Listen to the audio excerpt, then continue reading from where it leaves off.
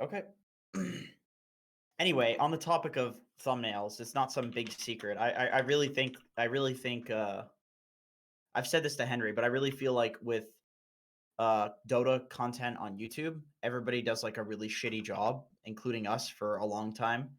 And I think that the views are low on Dota, not necessarily because people aren't watching it, but because the content is just like bad compared to like if you look at like League of Legends and all these other games, the quality of content and the thumbnails, like they put a lot more effort and time and money and stuff into it. You know what I mean?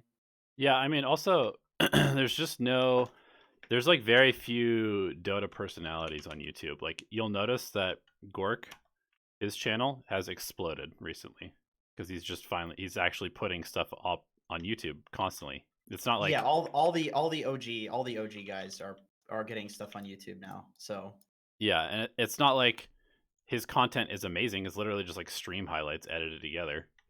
But but nobody does that. That's the thing. Nobody like it, people don't even do that. And if they do, they just put zero effort into actually promoting it on YouTube. exactly. But I actually feel like YouTube is like an untapped market for Dota, especially because so many Southeast Asian people use YouTube, and that's one of the biggest markets on the planet for Dota. Yep, I agree. If like CIS, I'm not sure if CIS uses YouTube. I think they would probably have their own thing, but maybe they do. The Russian channels do pretty well. Russian channels own. Yeah, maybe CIS is pretty solid, but I don't think they like watch English content. They might though if it was better. Is the thing. Like if there were like subtitles Yeah, and if they're better edited, better scripted, things like that. I just think that there's wait. room for like the entire industry to grow. Industry. I mean, like YouTube, like Dota on YouTube. Like I think there's room for everybody to grow, and we Yeah, just need to not suck. I agree. I mean, there's always more content to watch. Like, that's one thing that I've found from my own just like deep dark holes of YouTube. It's like you can always watch more. You can always click on that next video that's being Yeah, recommended to yeah, you. exactly. Like I don't feel like I don't. I guess the thing is I don't feel like I don't feel like there's enough good content that people are going to sit there and watch as much as other people would in other games. Yeah, Like potentially people not. might watch like 10 hours of they have a day off, they watch like 10 hours of like league content or some shit like that cuz it's entertaining. But on Dota it's just like I'm going to watch a replay and talk over it. Right. It's like okay, that's kind of boring. And once again, obviously we're guilty of that too because Yeah. it's easy and the views are low and so you get baited into doing like the easy stuff, but Yeah. if El Wono has proven anything, it's that there's like no cap. That guy just destroys every week. All right. So we have like 11 replays. Cool. So far. Hello, Stefan. By the way, I see you. Good morning, Aditya. If I mispronounce your name, just let me know. I'm not trying to be a dick. Or streams, Donnie and Jenkins. Every time I stream, I immediately become miserable. That's what I've started to realize. Like, every time I just don't feel like I provide any value or entertainment when I'm playing Dota because I have to focus on the game. I can't interact with chat, and most of the time it's just me getting frustrated. So it's like, who wants to watch that? Nobody. Yeah, yeah.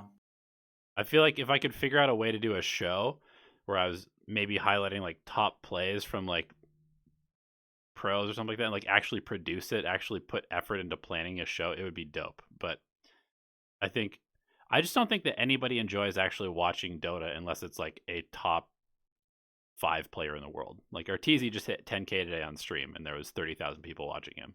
But Well, you can be like there's really like entertaining people. Like if you look at yeah, but somebody like I'm not one of them. Like, you that's could not be, me. you could be is the thing. It's the thing is you'd have to pivot to like something that you're not though. Yeah, Like if you watch like Sammy Boy or Mason, both of those guys like they have like anti fans almost where yeah, people find it really funny when like Mason rages or when Sammy Boy rages. And so these people like support them even though they like they're interested. It's like nothing against those guys obviously, but it's like the characters in the show that do kind of bad shit, right. they're usually the more interesting ones. You know what I mean? Like Yeah, it's either like the the superhero guy or the super cool detective that you're interested in, or like the bad guy. It's never like the normies. It's never like the normal characters that are just like really relatable. Relatable characters are fucking boring. So Yeah, I mean, I don't know. That's just not me though. I'm just not a naturally like. if you pivoted on your like raging and just really gave people like I just don't want to be that person though. well, Like, I know that's what I'm saying. That's what I'm saying. It's like like these guys have like Sammy Boy and Mason have uh they've kind of hyperbolized themselves in that sense intentionally yeah, because they know that that's what people want, and that's the way to go. So even when like Arteezy streaming to 30,000 people, you know, Sammy Boy still has like 900 to 1,000 viewers because people just are entertained by the shit that he says and by how he freaks out. And yeah, right. maybe they don't like him, maybe they don't like, oh yeah, I like that, I would hang out with him. It's but they find him extremely entertaining. Yeah, So you can be one of those guys. Obviously, those guys are pretty good too, but there's plenty of like not very good players that are just incredibly entertaining. yeah. I mean, that's true. Like, it works for everybody. Like, it's not like Ninja is the best Fortnite player in the world. It's not like Pokimane is the best League Lol of Legends Tyler's a player. good example. Lol Yeah, Tyler's a really good example. He's just funny. He's just a character. People yeah, just watch streaming for they get used to a character and they just want to see their character like every night. yeah. Lol Tyler is something else, dude. He's hilarious. I think he's so funny. I like watching Mason too. I think Mason's really funny as well. I think the guy fucking hates me, but I have separated that from like watching his stream because my buddy Derek will come down for like a weekend and he really likes watching Dota streamers. Even though he doesn't play any Dota, he hasn't played in years. Mhm. He watches Dota streamers because he just finds it so funny. uh, And we watch Mason and it's just a fucking laugh. Like he just disgustingly burping on the mic all the time and just getting so angry, like literally flaming Thompson and No Tail, calling them bad. Just like, come on, that's so ridiculous. right. It's so silly. It's just so silly. You can watch it and just be entertained. To me, I just find it annoying. But then again, like that's usually what sets me off in games when people are complaining. So I'm just like, It depends on what yeah, you like, what you find funny. Derek and I, we've always like whenever we hang out, we've always watched like really cringy shit, like terrible movies. And you know, sure. I swear to God, dude, because of that guy, I saw The Room way before it was popular to watch that movie as like a meme. You know, I saw that movie The when it was Room. The Room. It's like the guy with Tommy Wiseau, the movie with Tommy Wiseau. Oh, yeah. I saw that in like, geez, early 2000s maybe. Let me see. I've When did never that come seen that out? movie, but It's hilarious. It's hilarious. So it's like it's like it's cringy to watch some of these how the worst streamers. movie ever became Hollywood cult classic. Yeah, I gotcha. I Yeah, gotcha. exactly. So I like that stuff. I find it funny. Oh, hi, It's Detox. it's kind of like Bradley Dragon. Bradley Dragon's become like a cult classic in the Yeah, Dota Alchemy exactly, circles. exactly. It's like he's a character. He's a character. I mean, he says ridiculous shit, right? Like, there's a difference between saying, okay, this person's good at Dota, and this person is a hilarious Dota player. This person's a character. It's a Yeah, huge difference. agreed. That's kind of where I'm going with that. Anyway, do you want to get into the replays Yeah, let's then? do it. Let's do it, man. Okay, so we can do. We'll do Pegasus first, Which and is hey, starting with what? Rubick, right? It's a Rubick game. Yeah, we'll start with that one. Okay. Can you share your screen there, big boy? Yeah, 1 second. I'm just noting when this starts so people can timestamp. Does Bradley have a replay today? He does not actually. It does not. Bradley's been kind of AFK lately. Hopefully he's not dead with the coronavirus. Excuse me. Do you see that he actually he posted? He's like, it was probably the least Bradley post I've ever seen after we did that Oracle one where he was supporting on Oracle. Yeah. And he was like, "Hey guys, I just wanted to say thank you for giving me good feedback on how to play support Oracle. I usually don't play support, so I didn't really know what I was doing, but I was doing my best, and I appreciate you guys giving me some feedback." Somebody hacked his Discord. Seriously. Somebody hacked his Discord, man. What about his mid Oracle? Oh my fucking god, no. No, hey, do you guys? I mean, if he was just core Wyvern, like it would be so much easier. So much easier. I've got some good stuff coming up. I'm gonna do a video on the Necrobook Rush Spectre that everybody's doing right now. Yeah. And I've got a couple other ones that I'm really excited to make. Are you doing that on your channel or on Dota Alchemy? I haven't decided yet. Do you wanna? We could go over a replay together. I was thinking maybe we could do the Necrobook one together. I've seen a lot of people doing that. I've got a good. I was thinking we could title the video "This Will Get You Reported," and then just have like 4 minutes, because I have a replay in mind that I watched earlier where RTZ, he went no other items, just straight Necrobook, no boots, nothing else. Yeah. And got it at like 4 minutes and 30 seconds. Yeah, people are doing that. It's really ridiculous. There's some crazy shit. I tried that Tarask first. Mm-hmm. It's fucking good. It is really good.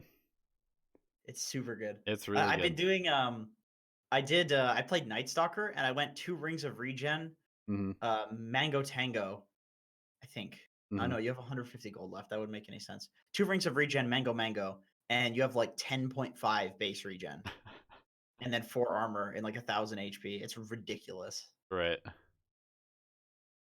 It's just so ridiculous. Yeah, I did the Tarask Ring of Tarask build with an axe. That's a good one. Yeah, that's a good one. And it was pretty fun.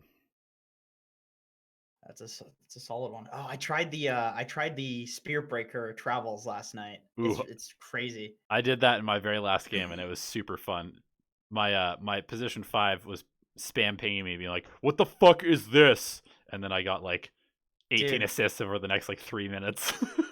So in this game, it was ridiculous. So in this game, I had Hector was on the enemy team, and he's just been last picking because he's a fucking goddamn cancer player. He cancer last picked PL, and I was Spirit Breaker, and they were Bane PL versus Rubick Spirit Breaker, and we beat them in lane because I would just walk up and bash Hector on PL like 4 times in a row. So we were able to kill him because I would just bash him to death, and then he'd doppelganger, and then I would charge through all 3 illusions and just keep bashing him, and we killed him. And then they gave up. They gave up at like 9 minutes in, and we won the game in 12 minutes. And I had Analog on my team, Brazilian player. He's just like, how did you guys beat PL Bane with Rubick Spirit Breaker? And I just like ping my Greater Bash. Yeah, it's ridiculous. Anyway, let's get into this. So our first one is from Pegasus, and he says, position 4 Rubick, make it spicy. So he has no requests other than, I'm assuming, it's Pegasus, so I'm assuming he just wants us to beat his ass, so to speak. Yeah. All right. Well, this is downloading. Let's look at his items. He's got Glimmer Force, Tranquil's Aether, and the Start of an Ags. He's got 152 CS, which is only 40 less than his Bristleback.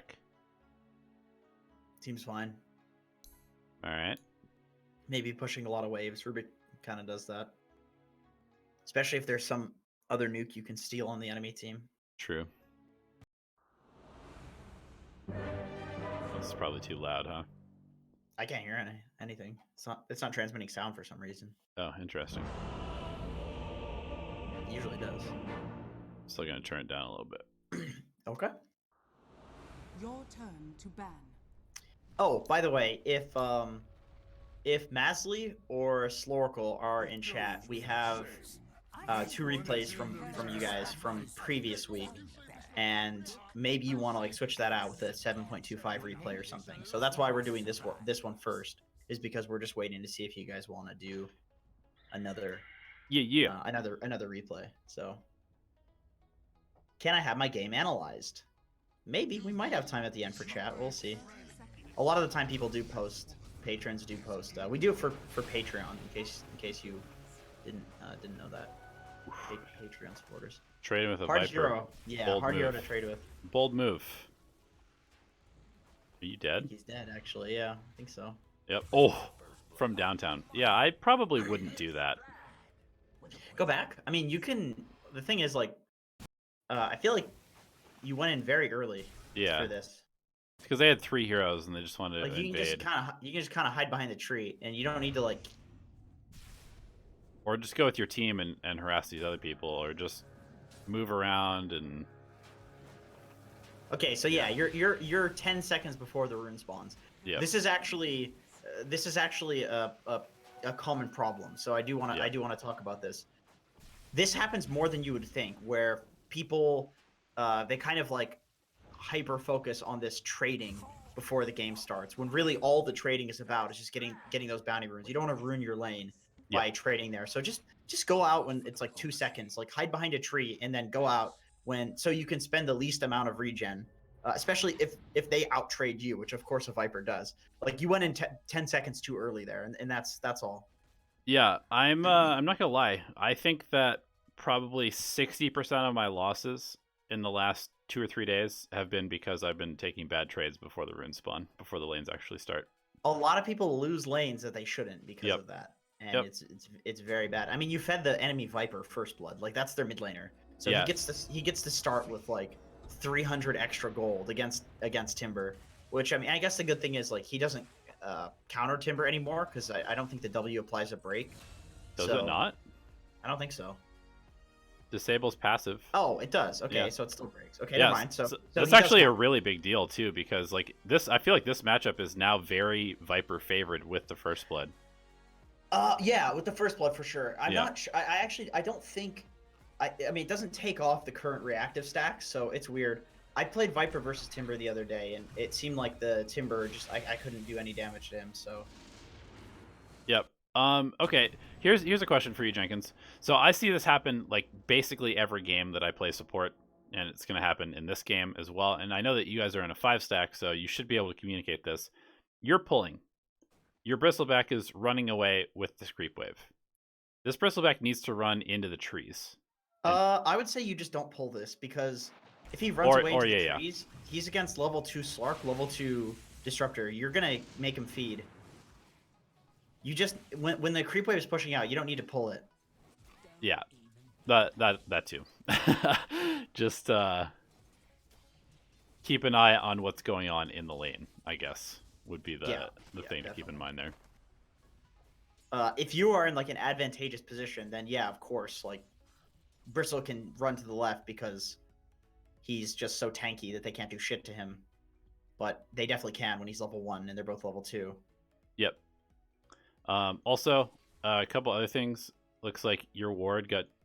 Oh wait, never mind. It didn't get dewarded, but the outpost, doesn't it see this? No idea. It definitely sees stuff that you place like in here. You have to block out here if you want to block this, or maybe like up here. Yeah, but he did take the outpost though, so.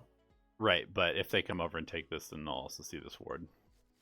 At this moment in the laning stage, you probably just go stack for your Bristle. No? Yeah, I think so. Yeah. Double stack when it's pushed in. Now it's pushing out. But you did have an opportunity there. Like the minute mark just passed, so you can get back, especially with boots. It's really nice being a Bristle, and you have some support that's like stacking for you, because Bristle is so perfectly capable of taking stacks. Mm-hmm. How do you feel about this pull? Yeah, this is good. This is fine. Another thing that you could do, I did want to go back to this. I know we're only like 2 minutes into this replay, but this is something that you can do against Disruptor all the time. Is if he uses the Thunderstrike on you, just stand next to your range creep and let the Thunderstrike hit it a couple times, and then deny it, and then the wave will push.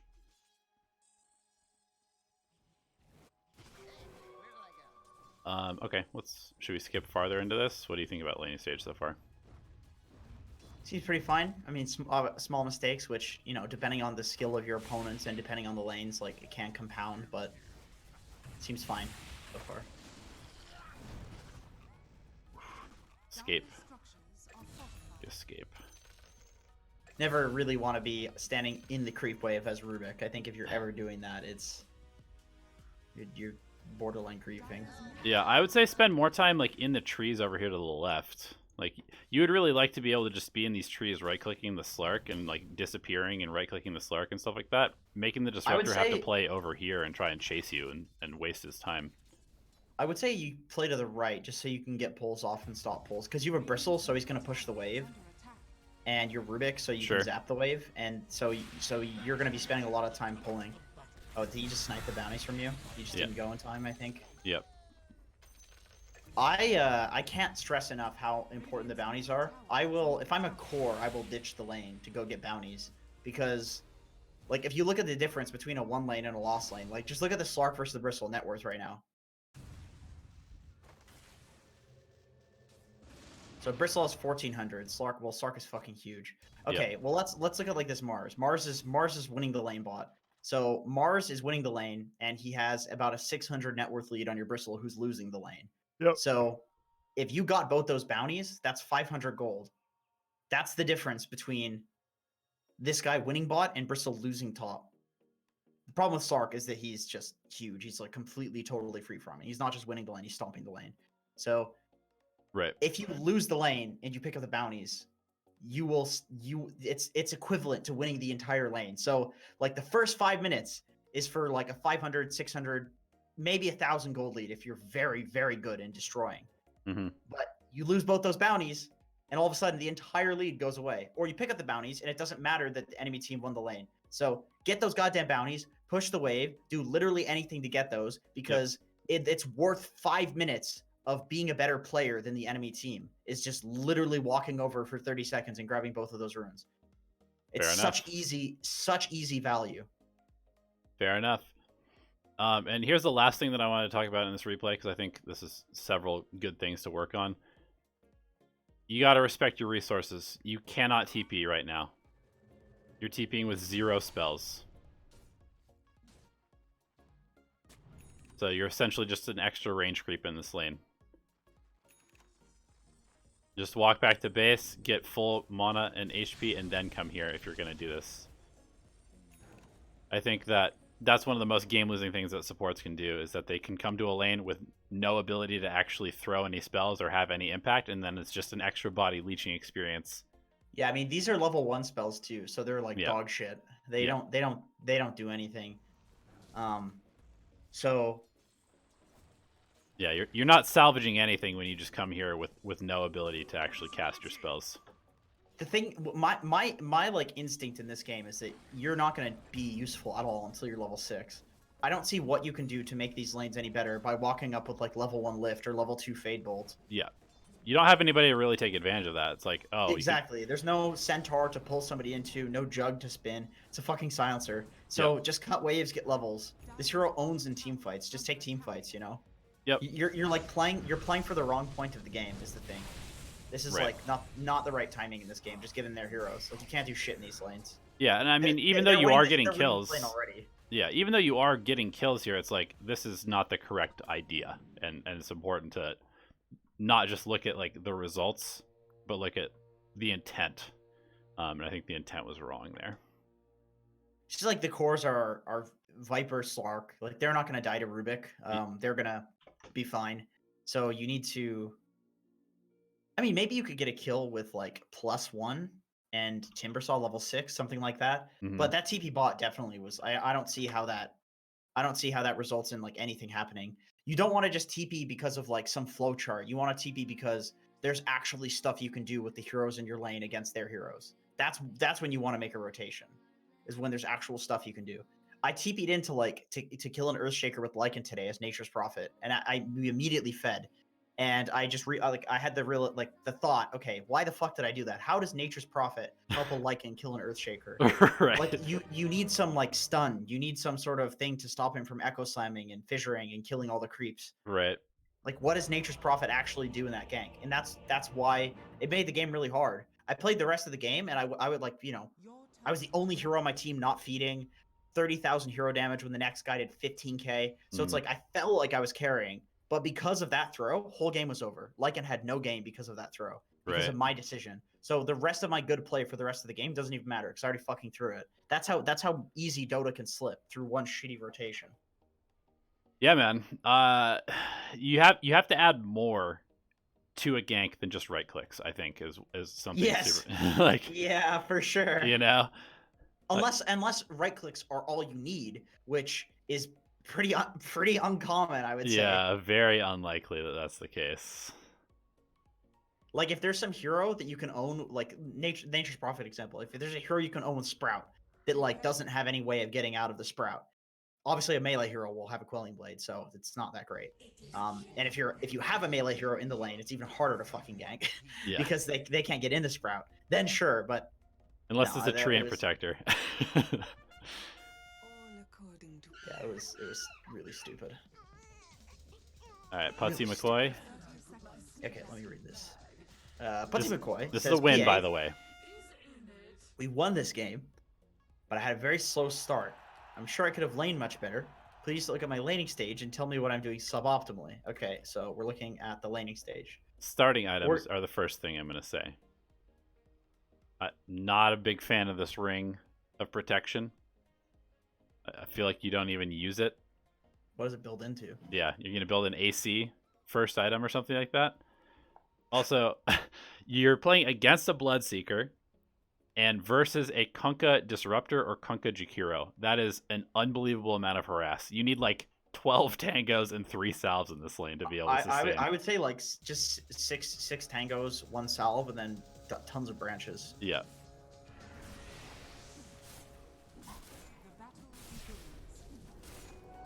Also, whoa, that was your camera.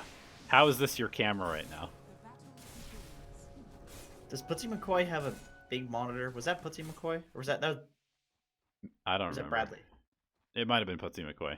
I think we've seen a couple people with like the big monitors. Yeah. Speaking of monitors, we need to respond to that again. Company. Yeah. we need to respond to that company again. Yeah, that's cool. They're giving us free stuff. I like free things. But hey, I want to talk about this again because it's the second replay out of 2 where you took a bad trade at level 1 and now you're entering the lane with 2 tangos. You've already used your salve and you've used 1 tango. So you literally have 2 tangos against a Jakiro Kunkka until your courier gets here, which is going to be like level 2, level 3. And you don't even have enough gold to replenish the amount of regen that you need. So you're going to send out a set of tangos because you have to have the tangos to play this game, but that's not enough. This set of tangos is not going to be enough. You need to send out like another set of tangos and another salve. I mean, if you want to do like a dank rune steal, just go for the other rune. Yeah. If there's 2 people just standing on the rune, just walk to the other one. Yep. That's what a lot of carry players do. Oh, and there's a Bloodseeker. Oh, God. Yeah, see, now you're sending out a salve, but it's going to be like a full minute before your courier gets back here. Mega griefing when there's a Bloodseeker. God damn. Yeah, this Magnus Magnus so is mad. so pissed at you right now. Just like, dude, what the fuck am I supposed to do? But a good thing Bloodseeker's pushing the lane. Magnus is like, oh, thank God. Thank God. Yeah, also this guy went for an early point in Blood Rage instead of 2 points in Thirst. He should be owning this mag. God. Oh my god. Okay, so yeah. This is just another Not episode. regen. That's it. That's Another it. episode Literally, of that's it. Respect Your Regen. And you'll have a better game. Literally just a regen issue. Like fighting at the level 1 runes, ruining your regen situation. Let your Lich walk in and fucking die, man. He's a support. He can kill himself and come back. You actually need to hit creeps here. Yep. Yeah, I kind of feel like this is one of those lanes where you want to show up with more regen than you think you need and then rush the Ring of Regen from your Battle Fury as quickly as possible. Can you click on Lich? Mm-hmm. Also, tell your Lich to buy a headdress. Yeah. Please. Or buy one yourself if you have to. Seriously. You are in dire need of some regen. Yeah, I think that we've come to a point at this point in Dota where having extra passive regen is recognized as being the game breaking part of the laning stage. If you can have a bunch of extra regen that's just passively ticking all the time and not have to spend a ton of extra money on tangos and salves to ferry out, you're winning the game because your couriers are too slow. The other team doesn't have that. There's no way that they can out harass you, even if they have better harass up front. If you just constantly have 2 or 3 extra HP per second than they do, you're in a good spot. So, I mean, Oof. And then you come back to lane without bringing extra regen. You have 2 tangos, man. What are you doing? What? How do you expect to play this game? That's my question. Yeah, people in chat are talking about Ring of Regen. I actually really like the idea of just like a casual Ring of Regen, or maybe even 2. Just like Ring of Regen, Tango, something like that. The only problem is as like a PA, you probably don't want more than 1, just because. Yeah, what does it build I don't into? think you're gonna build into anything. Let's theory craft what it could build into. Headdress. Buy 1, make a headdress. Yeah. Soul Ring. I mean, No, you don't garbage, need that. Garbage. You don't, just get 1. I think just get 1 Ring of Regen, build it into a headdress, and then spend the rest of your money on the other regen. No, not Dom. Do not highlight that fucking. Get your mouse off that item. Yeah, I think this is just one of those things where you have to eventually tank like selling the item for half the cost and be okay with it. Yeah, that's fine. That's fine. I mean, you can do the math on it. Like tangos versus buying a headdress and tanking half the cost. Like you can't sell tangos. True. Yeah, they just disappear. They're just gone. So it's actually super efficient. Yep. Let me do the math on that. Actually, I'm curious. Yeah, I mean, I don't know. I would say congrats on winning this game, but very easy fix for you. Just buy more regen to begin with. Send out more regen. Start with regen items, I guess. So you get 1,500 regen on just your hero alone with a headdress over 10 minutes. Mm-hmm. And a tango is 7 times 16. 112 for 16 seconds. Well, okay, 112, so 1,500. So you need 13 tangos for that, which would be, how much is a tango? 90 gold? Yeah. So you need about 4 tangos times 90, 360. You need more than that. And a headdress is what? 325? No way. It's like 500, 525, I think. No. Headdress is like 325 now. Because they got rid of the stats. No fucking way. Let's see. What does the headdress recipe cost? How come this doesn't? The Dota headdress is 375. Yeah. Wow, that's insane. Yeah, you can actually start with so much shit now. Like you can start like double Sage's Mask and Tango if you wanted to. If you're spamming spells, like it's nuts. Dude, so I think you should just honestly just start with a Ring of Regen. You don't even need to build it into a headdress. Just have a ring. It's 225. It's like the cost of 2 salves for a Ring of Regen. That just gives you a constant 2 HP regen. Like, think about the offlaners that are broken because they have high HP regen. Lycan, Dragon Knight, Axe, Night Stalker, and Nyx Assassin. Like, people pick these as offlaners because they literally just tank through damage. Yeah, Ring of Regen gives you 1,200 regen over 10 minutes for 225. So good. So 1,200 regen would be like 10 tangos, something like that. Seems pretty good to me. And then you can sell it and get half back. That's fucking crazy. And then headdress also gives regen to your ally. Right, so it's just double it, and it gives you a little bit more too. It's like 2.5 HP instead of 2, I think. Man, regen items are insane. I agree. Your turn to ban. Honestly, dude, that's why I've been having a lot of success with Undying lately, is because I just go to lane, and I have 6 mangoes, and 2 sets of tangos, and I just have a passive, like, 3 regen going the whole time, and I spam out all of my decays, and then I end up just soul ripping my teammate over and over, giving them a boost of, like, 300 health every 8 seconds when they run out of regen. Yeah, regen items are ridiculous. They're actually broken. They're actually legitimately broken. I gotta say, I did not expect that when I first read the patch. I saw that all the regen items got buffed, but I didn't expect it. Well, I changed. They got changed. Like that was a big change. Like regen buffed on this, regen buffed on this, regen buffed on this. This cost was reduced. The cost on this was reduced. Right, And then removing the stats because they want people to start buying bracers and wraith bands and nulls again. So they remove the stats from the regen items, and then they buff the regen items to make up for it. Which made it, which just made it better. Yep. Is the funny thing. All right, so this is Danny. Okay, let me read. I got you. Cool. Where are we at? It's in the bag. Danny, Zeus, we were playing 5v5. Any recommendation for us? Monkey King, win the lane versus me. Got out of control once he got the BKB. I couldn't do anything during the duration of it.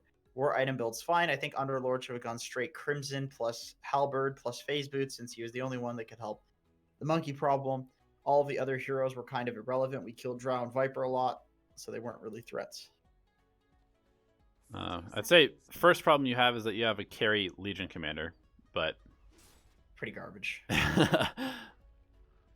The rest of your draft looks pretty good. I just played with the carry Legion commander and he did dick all. It just never works for some. It seems really good on paper, but it just doesn't work very well. Like I've never really felt like super happy that I'm a carry Legion or that I have a carry Legion. Literally kill one guy. That's like what you do on Legion. You kill one guy, and that's not what, like some Ricky can just run around killing everybody. Right. Yeah, if you actually think about it, his whole kit is very support based. He's got like the AoE wave clear nuke to like sit on the back lines of fights. He got the save to sit on the back lines of fights, and then he has one ability that actually allows you to kind of carry, which is usually not enough in a kit. Yep. Starting items on Zeus. I don't know. I kind of like the idea of just going like 2 clarities and then rushing a bottle. I agree. I think you don't want to play up in the lane versus Monkey King. Viper. Like whoever you're laning against, whether it's Viper, Drow, or Monkey King, you just want clarities, I think. And rush a bottle. Yeah, I agree. Totally agree. And you start with your Q, I'm pretty sure. Yeah. I mean, the creep equilibrium is not a bad place for you, at least. Yeah.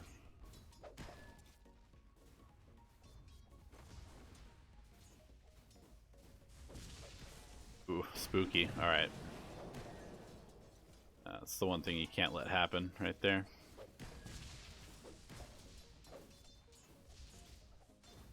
In a one-on-one against Monkey King, I would say it's about as straightforward as if you don't give him Jingu, you can win the lane. If you give him Jingu, then it's not possible. Yeah, I agree. See, when the lane is here, this is when shit gets awkward. Right, you really wish you had your Q right now. Yep.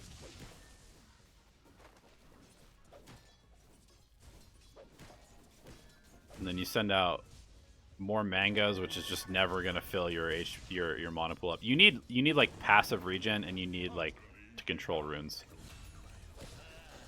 I think. This is an old replay because the rune spawned at 2 minutes. Yep.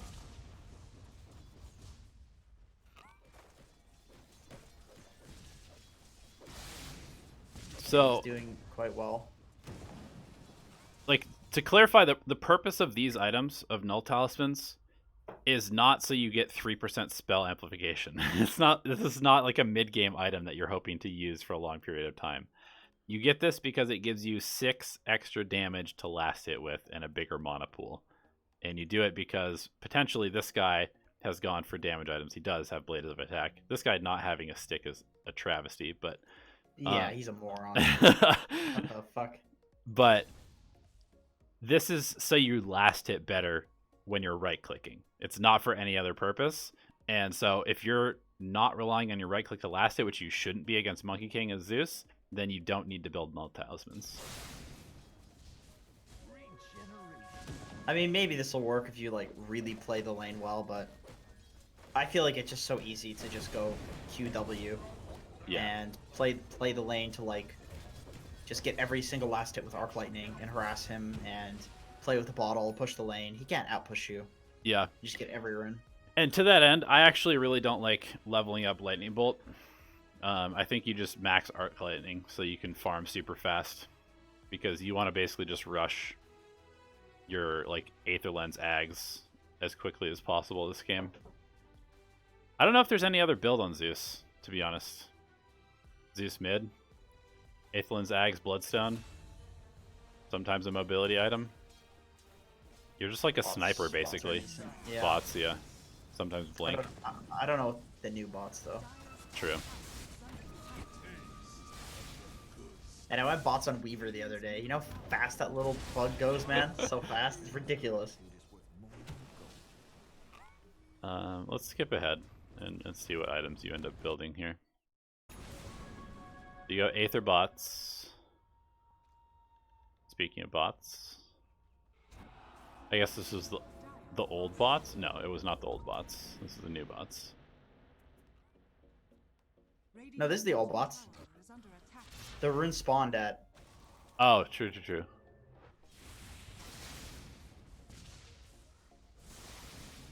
So he took your tower, you took his. It's pretty good. 23 minutes in.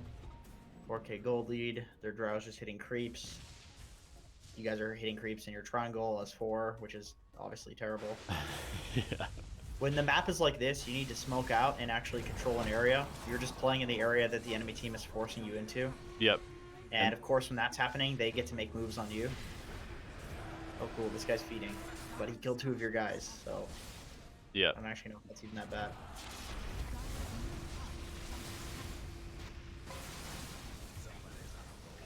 Of course, when you're not playing as the Monkey King, fights are extremely easy because they have no way to gap close on you. How do you feel about going... I kind of like the idea of going Brown Boots into Aether Lens, into Ags, into E-Blade. What do you think about that this game? I mean, E-Blade seems good. Seems fine. Because that way, if Monkey like King the ever bots. goes on you... Like, this is old. This is like old patch, so I like the bots. True. In the old patch, I have no idea these days. Get that telescope, man. Get that telescope. Oh, hell yeah. Yeah, why do you still have an Ocean Heart? Takes a Quickening Charm instead. Meh, it's such a small amount of CDR. Yeah, I would say get the telescope. It's just insane on you. Going for that 1 second Arc Lightning cooldown with the other cooldown reduction talent. Also, yo, you gotta go the Lightning Bolt mini stun if you're going Ags. The cooldown reduction is dog shit. Yeah. The cooldown reduction is awful because they changed it so that the Nimbus cooldown, it doesn't stun any quicker with the cooldown reduction. Like, people used to get the cooldown reduction because it would make It the would Nimbus zap do damage. multiple times, yeah. Yeah, but it doesn't do that anymore. So now you need the mini stun because the cooldown reduction literally doesn't affect your Nimbus ability. I mean, Yep. it gives the cooldown reduction on the actual spell cooldown, but that doesn't matter anywhere near as much as the stun duration. It's like what makes Zeus broken in the late game. Yep. That's a busted talent. You have to go for that. They nerfed the other one, and people didn't even go for that before. Yep. Let me give you one final tip on how to play Zeus. If there's nobody showing on the map, you do not walk up high ground. You literally go sit in your base, or you just press R, and then you reveal where everybody is. Use this. I think that using Thunder God's Wrath almost off of cooldown is the correct way to play this hero. Just because it gives you a snapshot of what the map looks like. And if you also, can't... if you do damage to them, they a lot of the time will back off and they won't fight you because they're just all low. Yep. But yeah, I mean this is the problem with Zeus. Like, if they ever get on top of you, you just lose. Yep. That's the whole game. So you either need to get a bunch of defensive items and play like a bitch, or you don't get defensive items and you sit in your base. Like, that's how you play Zeus. The entire game is literally dictated by just can they jump you? Yep. If they can't, you win. If they can, you lose. It's so simple. Zeus, Sniper, Tinker, that is how these heroes work. Yep. If they jump you, you lose. If they don't jump you, they win. Oh wait. Other way around. No, not other way around. Both of those were the same outcome. Heads I win, tails you lose, bitch. Yeah, exactly. You get what I'm saying. Yeah. Don't let them jump you. We got a Terrorblade replay, a winning Terrorblade replay. Winning Every team fight sucked for me. Can I have some advice on what I should be doing in these team fights? I don't know if I saw a BKB and you're playing against an Invoker, so that would be the first place to start.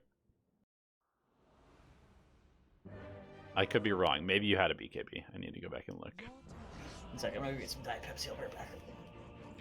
Ooh, there's an Enigma. Okay, so you didn't build a BKB because there's an Enigma. However, there's also an Invoker and a Gyro and a Shadow Shaman.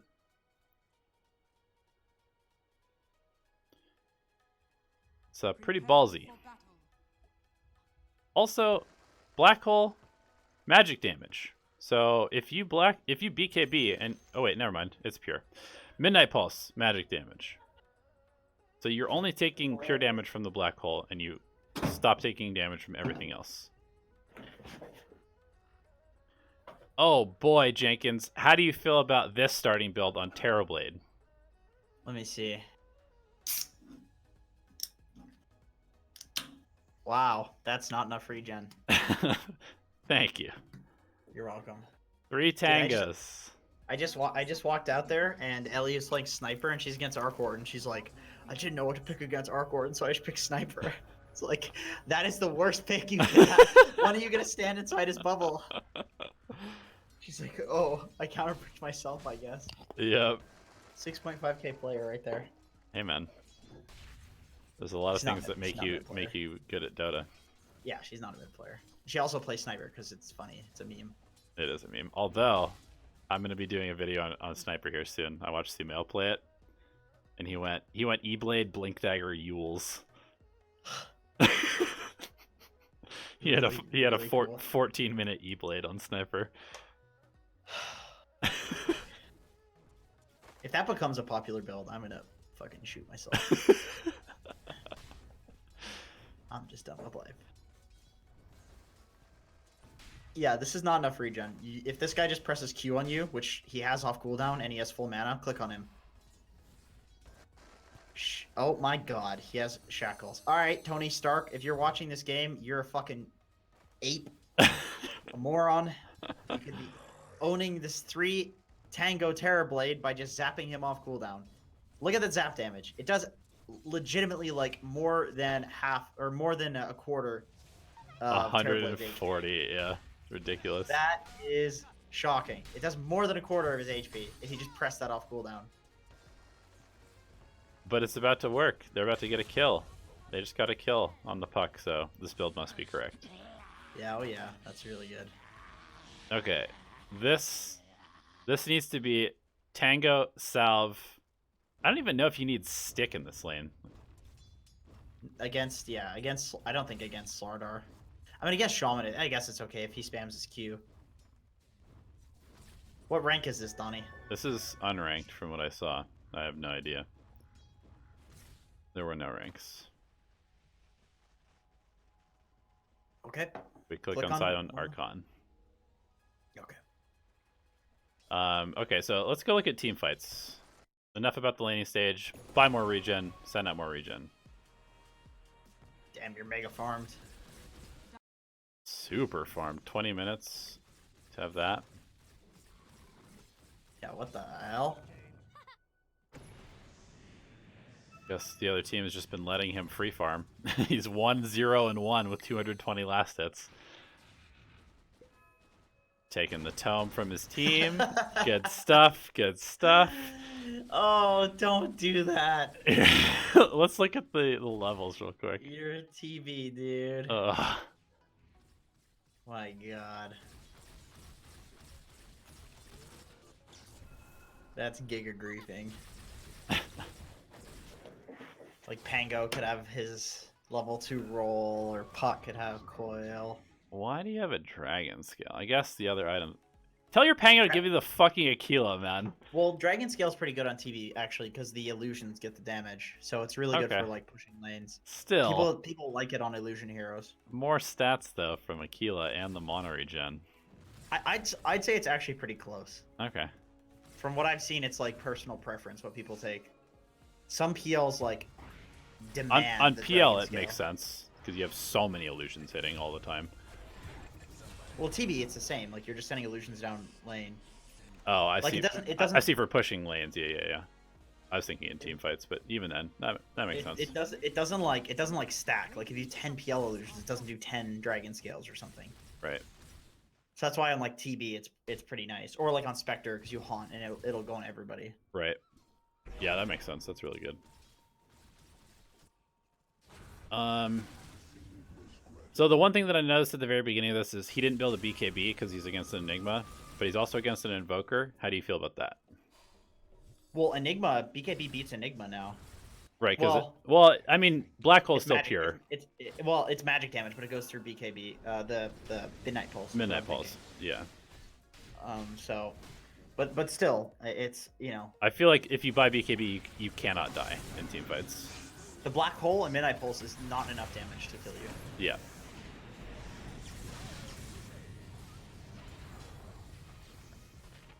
Okay, so here's a team fight. Looks like you're super farmed. You're killing them because they're running at you, and you're a Terrorblade with 44 armor at 25 minutes. I'm not sure how this looks bad, though. Like, this looks fine to me. You're just doing TB things. Maybe he just wanted to show us a winning replay and get jerked off. That's kind of what I'm thinking. 6 swap, dog.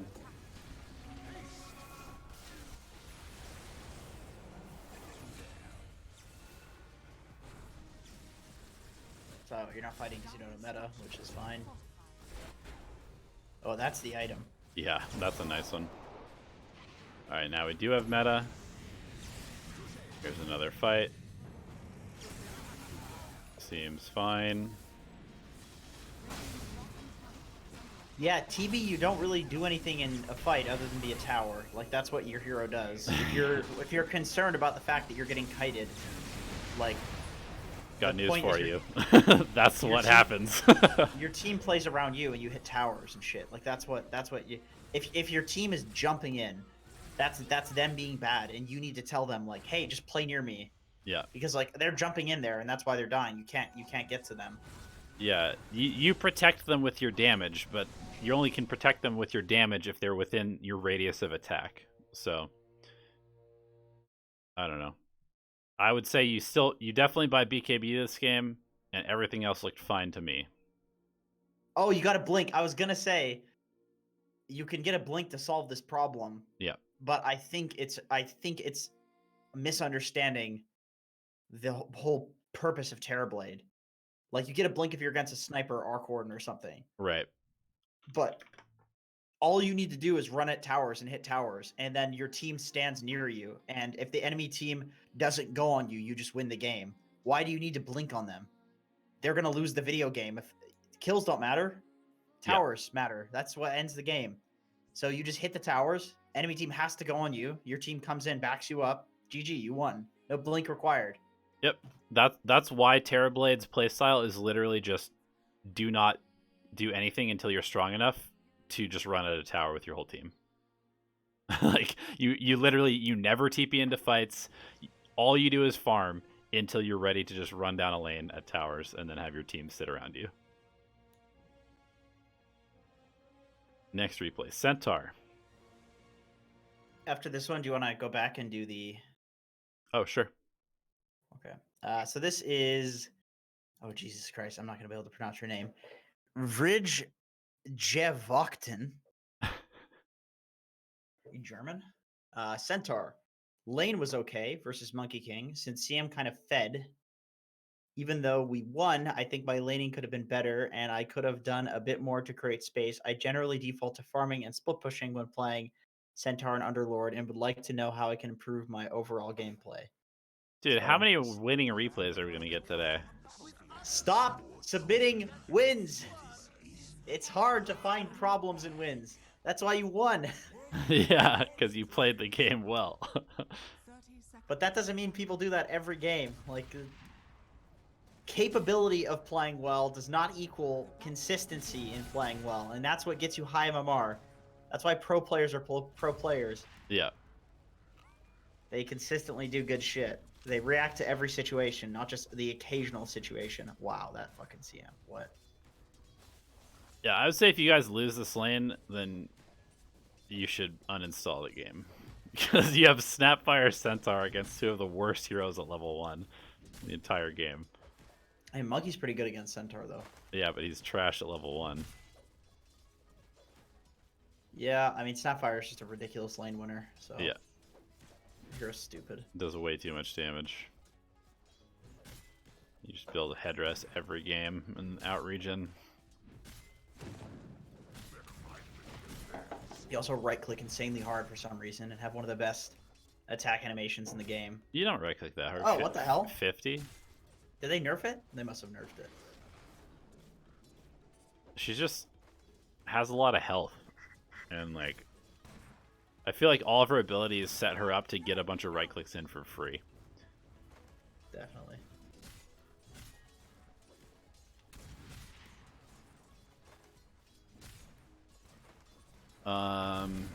Okay. I think if you're gonna go on somebody, like, you guys can definitely go on the Monkey King. And the thing is, if you go on the Monkey King, the CM's not gonna kill you. If you go on the CM, the Monkey King will kill you after you kill the CM. Yep. Monkey King's like really low armor, low HP, so... Yep. Yeah, like this. This is what you want to be doing the whole laning stage, basically. Is when he comes up to get a CS, you stun, then you double edge, then you scatter blast, then you snapfire cookie. And by the time he gets unstunned, he's at like 10% health and has to run away, and he can't actually hit you. I actually don't think you level double edge in this lane. I think you'd go 2 points in stun and then max E and just kill him with right clicks and stun duration. Sure. Because you don't want him to get hits off on you, and if he's stunned, he can't. Right. Like, double edge does damage to you, so... And, yeah, if you look at the scaling on Hoof Stomp, it does a decent amount. I mean, not that much more damage, but, like, then look at double edge. You know, you're getting 120 damage, but it's also doing 60 of that to you. Right.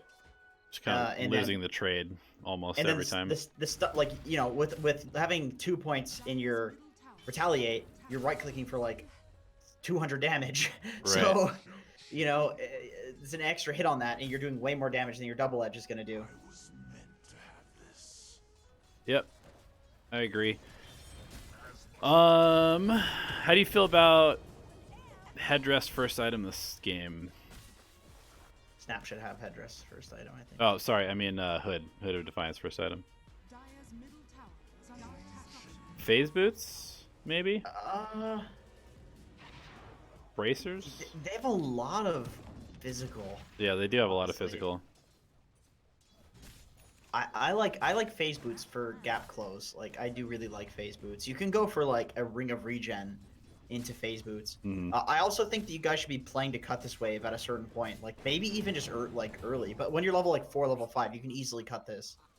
The CM's never gonna stop you from doing that. Like, look at this Monkey King.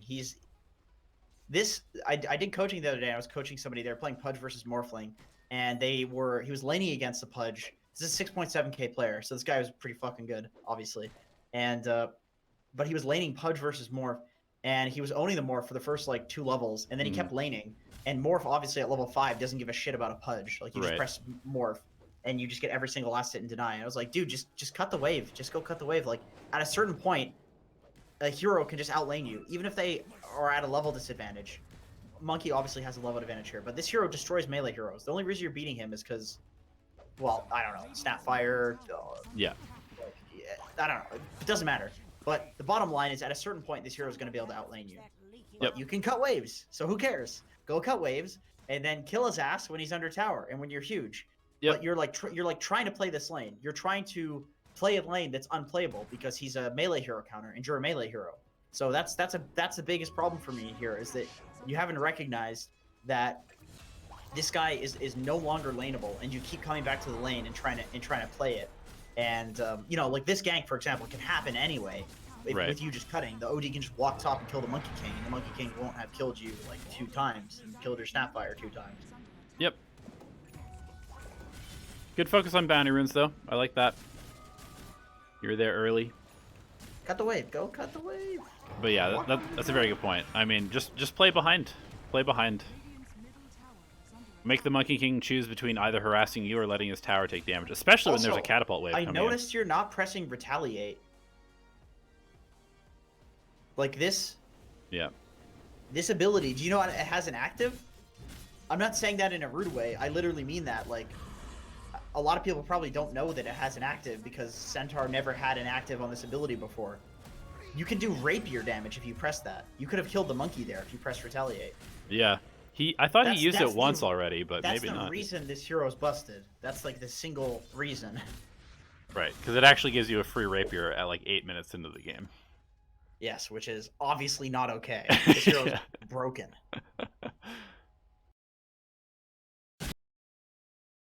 Pipe Blink, Halberd, Sure, seems fine. still no Crimson Guard. I don't think Crimson's that good. Okay. I mean, like, if there was a game to go Crimson, this would be it against a TA and a Monkey King. So if you don't think you should buy Crimson in this game, you probably should never buy Crimson Guard. Not a huge fan of that item in general. Sounds good. I feel like Halberd is just so good for doing like roughly the same shit. Sure. Yeah, I agree. All right, cool. So you won because your OD slaughtered them because they're all bad against OD. Cool. Yep. Yep. All right. Which ones we're going back to do? Maisley. Maisley and Slorkle, unless you're in chat and want us to do a 7.25 replay. But they haven't. I checked in the Discord and they haven't put anything in there. So Okay. So we'll start with Phantom Lancer.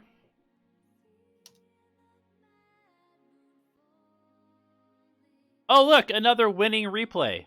Oh, unfortunately, it's timed out, so we can't do it. oh, that's too bad. Okay. Sorry, Masley, but stop This sending is us winning Masley. replays. Ended up having a really good game with not game. That's, We can't watch it, so don't even bother.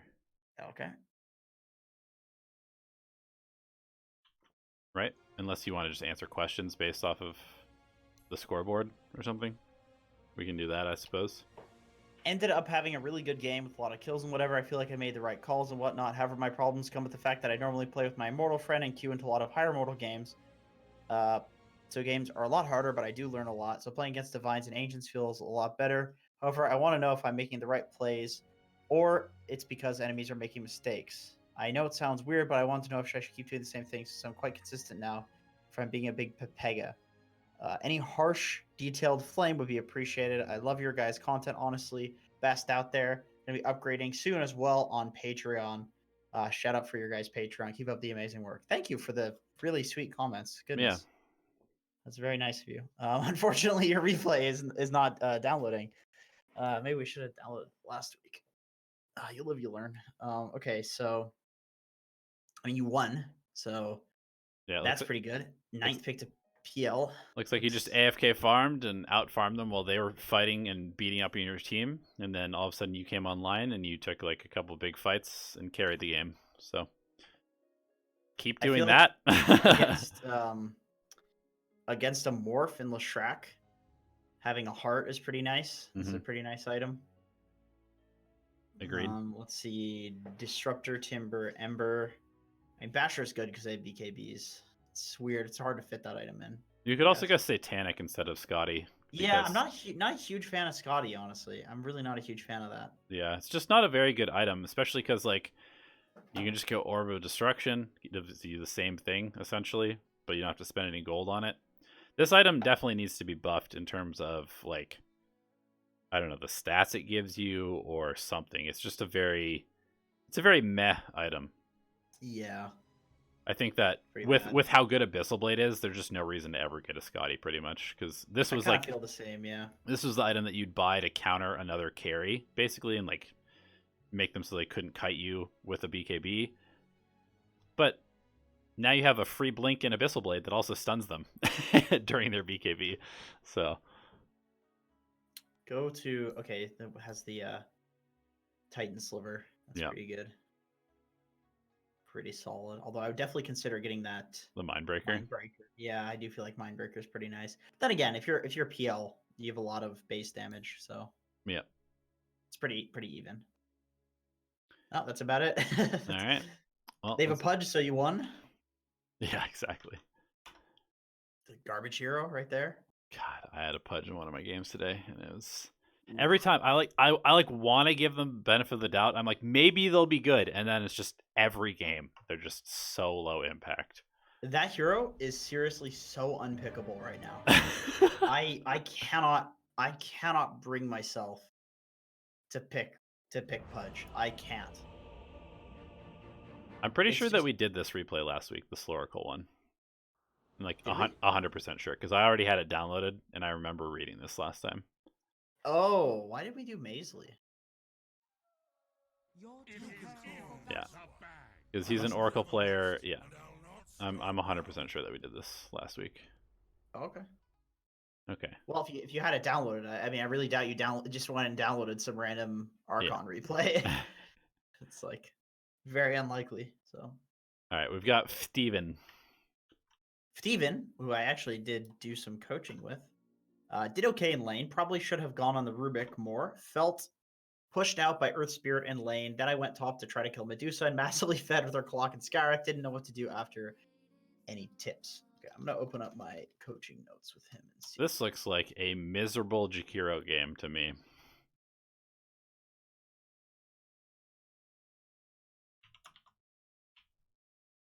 That's what I see. He's a stream viewer of yours, by the way. He watches your stream. Avid Donnie fan.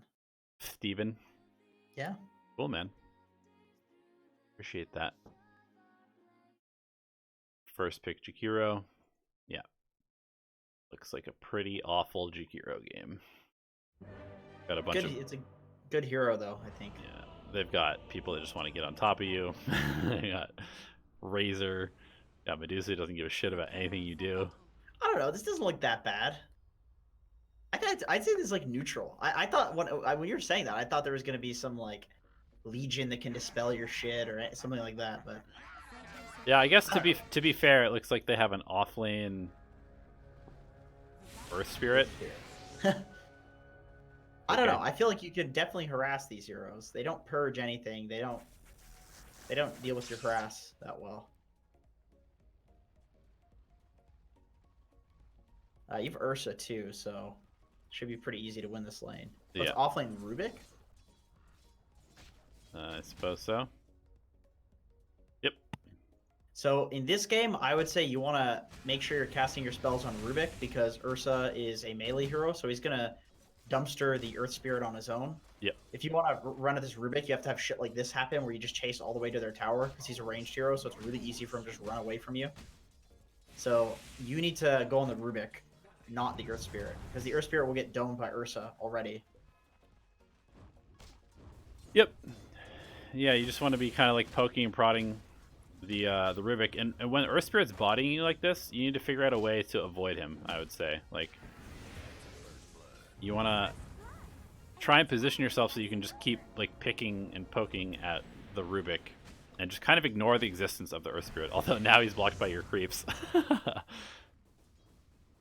And he's completely fucked this lane. He's ruining the lane. My God. Pull through, pull through, pull through. Oh, okay, got the range read. That's good. Yeah, go blast that Rubick. Go blast that Rubick. This guy's giving your Ursa some problems. Mm. Do you hear Ellie in my background? She yelling at people? She's screaming at people. Nice. I was doing that a lot in the last couple days. Didn't feel very good. Yeah, it doesn't.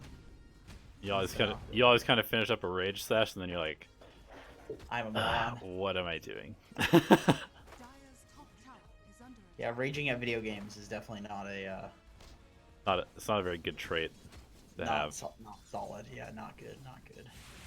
Oh, the double. Nice. Nice, good stuff. Just use your liquid fire off cooldown on the Rubick. Free harass. Free harass. Here's an idea for you, Jenkins. I've been doing this. I haven't played a lot of Jakiro recently, but when I would pick it, there would always be like an Abaddon or a Legion Commander picked against me. Yeah, always. So I would just go level 1 Liquid Fire and just Liquid Fire them and make them purge it for free. Basically, spend all their mana purging it for free. How do you feel about that? I feel like you still just go Q first because then you can hit it on 2 of them, and then they can only purge it on 1, and then you push the wave as well at the same time, which gets you level 2 anyway. Okay, that makes sense. Like, you just play to push the lane, basically. And then you pull, which is what you need to be doing right now. Yeah, but then when you're level 2, then yeah, you do the Liquid Fire spam, and obviously if they purge that, it's just stupid. Right. Radiant's top tower is under attack. Yeah, so I'm seeing just a lot of targeting of the Earth Spirit. And you're kind of just like playing to the left constantly, Rubick's playing to the right, which is good. The Earth Spirit is farming, actually. What the hell? They don't know what's going on. I would say, okay, that even more so makes me think you should harass the Rubick, though, because the Earth Spirit can't farm against the Ursa solo, but the Ursa can't cuck the Earth Spirit because the Rubick's there and he's scared. Yeah. Yep. Agreed. I like the bounty rune, or I like the rotation at nighttime with the wards. Good stuff. I see people in chat talking about the Jakiro build. I'm 100% sure the Jakiro build is 1 point in Liquid Fire. Look at this ability. Look how it scales. Is under attack. Look how the damage scales. Terrible. It goes from 12 to 24 at max level. It's garbage. That's terrible. It's only the only reason it's good to level it up eventually is because the cooldown goes low, so you can just keep towers exactly. permanently burning. Right, but like in the early game, if you're like picking a Jakiro to have like a level 7 Jakiro at like 12 minutes pushing towers, like he's gonna be so fucking useless. This is a good stun.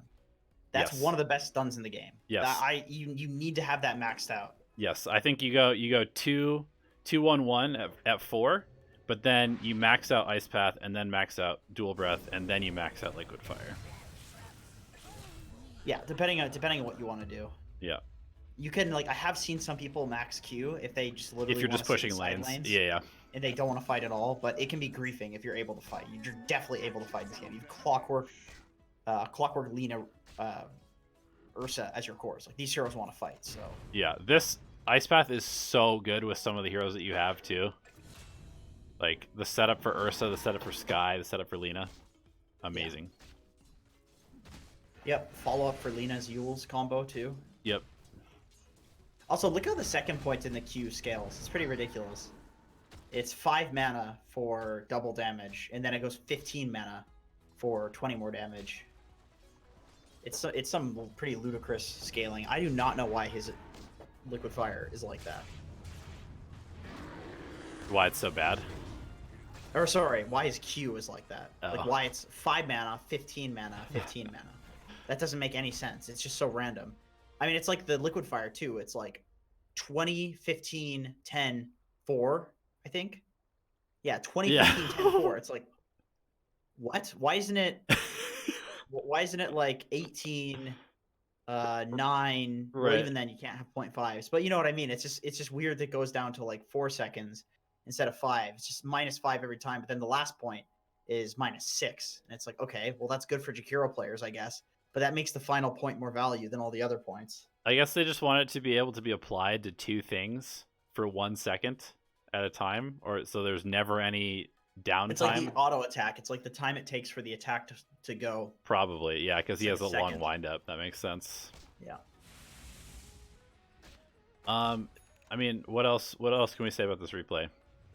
Let's see. What if to even want to take a look at? Oh, we went top to try and kill Medusa and massively fed with the clock and sky. Oh, let's watch that. Let's watch that. All right, here it is. He's going top.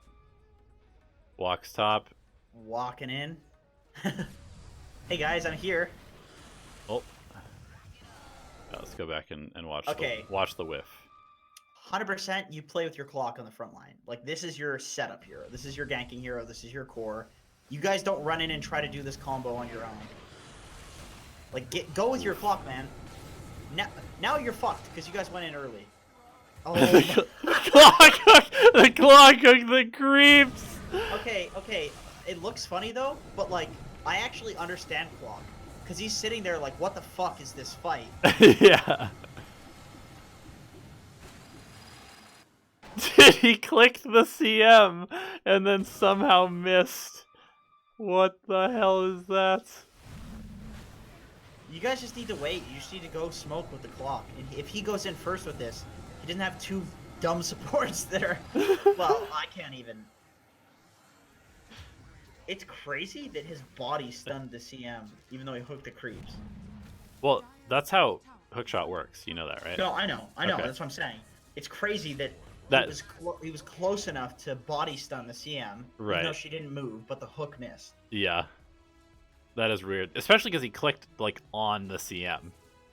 So you guys ran in as two squishy supports, whiffed your spells, and Clockwork should have been playing on the front line. He's your initiator. Let him initiate. Yeah. Also, I feel like you just like walk up at this tower. You've got vision behind it. You see that nobody's at the tower.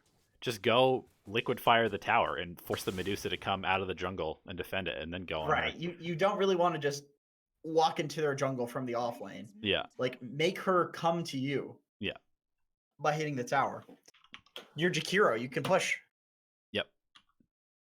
Exactly. Exactly. Nice. Okay. Myra next. Rubick. Myra Rubick. Draft issues? Or Rubick. anything to be done with items here? I feel like they could just run at us. Let's see. What do they have? They have Slardar, Lycan, Clock, SF, Physical Tilted SF. plus depressed. Aren't we all? And then they have a 10-1 and 15 support silencer. Rest in pepperonis, dude. Good lord. That's never a good feeling. You felt like they could run at us. I can understand why you felt like they could run at you. You have a mid troll, you have a safe lane Luna. Those are two carries. And then you have an off lane Necro. That's another carry. And then like a Witch Doctor who has absolutely no ability to stop people running at you. You, Necro, and Witch Doctor basically need to be together at all times. Otherwise, you cannot kill anybody. Yep. Like, and you need to build to initiate on Rubick. And then your Witch Doctor pops literally everything, your Necro sights. That's how you kill people.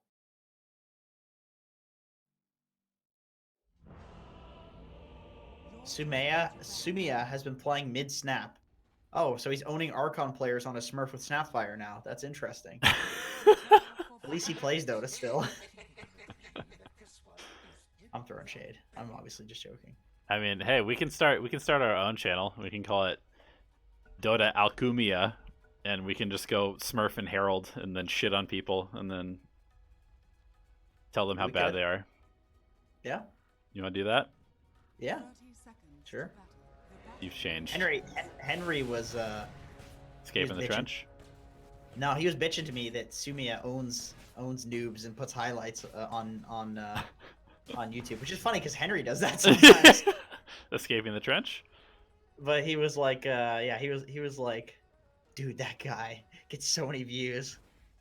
Imagine just owning Archon noobs all day. You can just get money. I mean, nothing's stopping you from doing that either. Nothing's stopping that from anybody doing that. If you're above Archon and you want to go own Archon noobs and make content, feel free. Yeah. Whatever, man. It's just a video game. So, position 5 Clockwork, bodying your Necrophos. Yep, seems about right. Getting bodied back. I haven't seen any ranged creep nuking so far. Yeah, I've kind of just seen nuking off cooldown on random targets so far. Your job is to nuke that creep that Lycan just denied, Oof. but your camera wasn't on. Not like that. Lycan has 4 denies. He should not have 4 denies. That is the #1 criticism that I have of Position 4? bad Rubick players, basically. People who aren't good at laning on Rubick, but think that they are. And I'm not saying that's necessarily you. I'm saying this is the #1 thing that pisses me off when I have somebody in my lane that's playing Rubick, and I'm an offlaner, and I can tell that they don't play Rubick. They don't nuke range creeps. That's it. That is your only job. Okay, so you did it there, but the first little while was spent like trading with the Clockwork, when you should just be playing to push the lane. You push the lane with Necro, you push the lane with Rubick, then you pull. Yeah. Because if you do that, then the Necro can come over and help you deal with the Clockwork who's fucking with your pull. Like, this shit can't happen if the Necro is standing with you. Right. You know, obviously not like behind your tower, but another one of these. The infamous TP bottom with no resources. You have 0 mana, sir. What is your plan? This does nothing. Yeah, this is. What is your plan? If they have any brain at all, this gets your Necro killed. But I'm assuming they just won't do shit to him because they're stupid. But they should kill him for that. Yeah.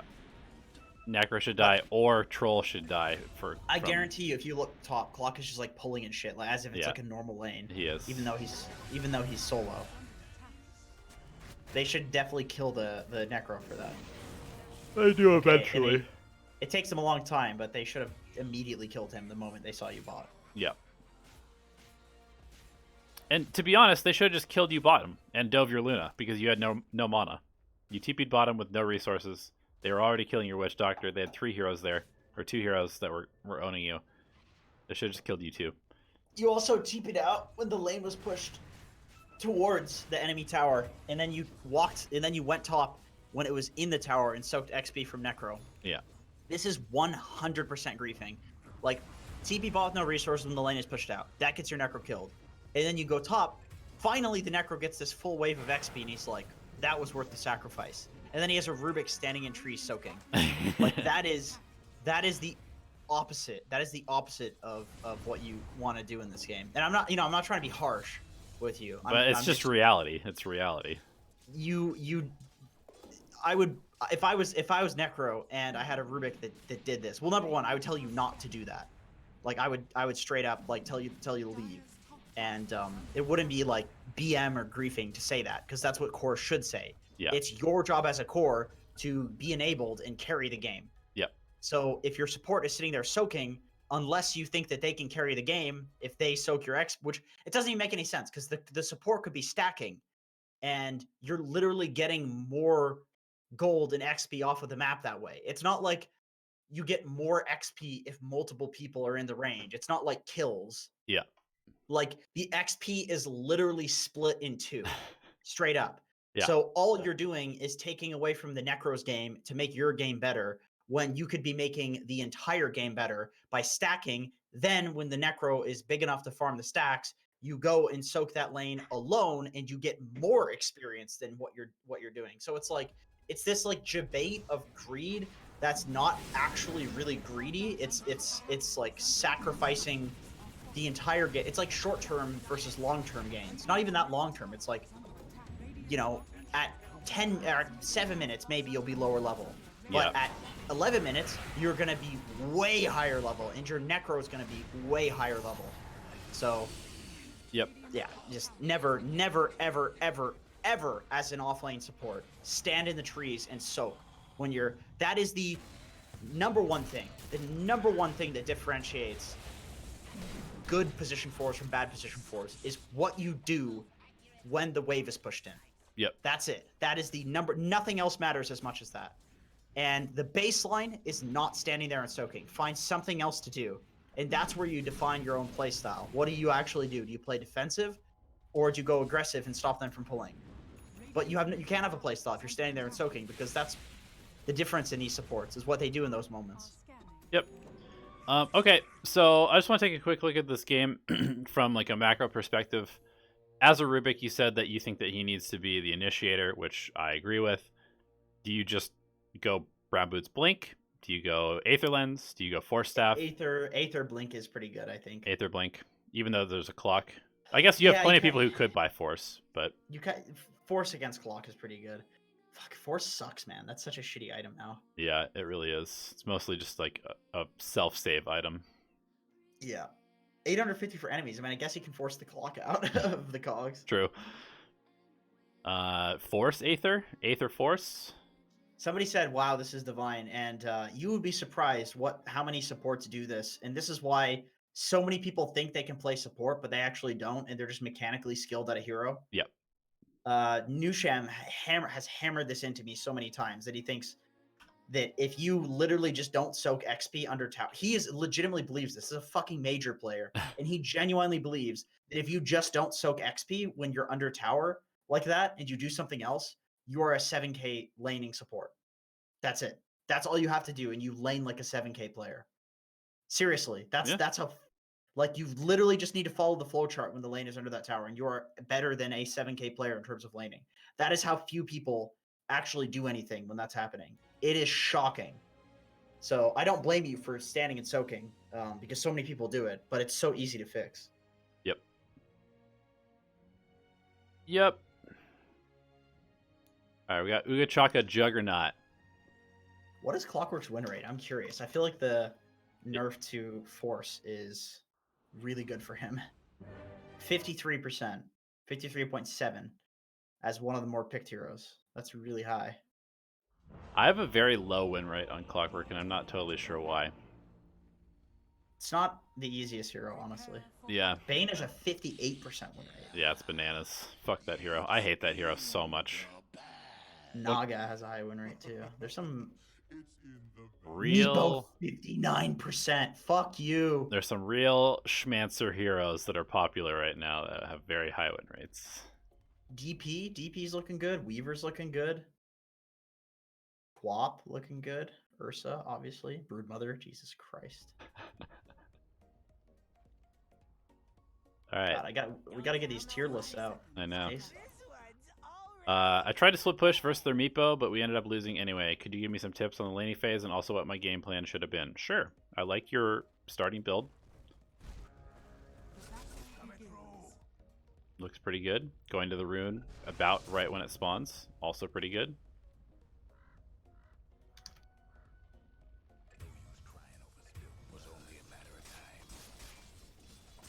All right, Jenkins. Give him some knowledge. Playing against an Underlord is Juggernaut. Try and kill him at level 1. Sure.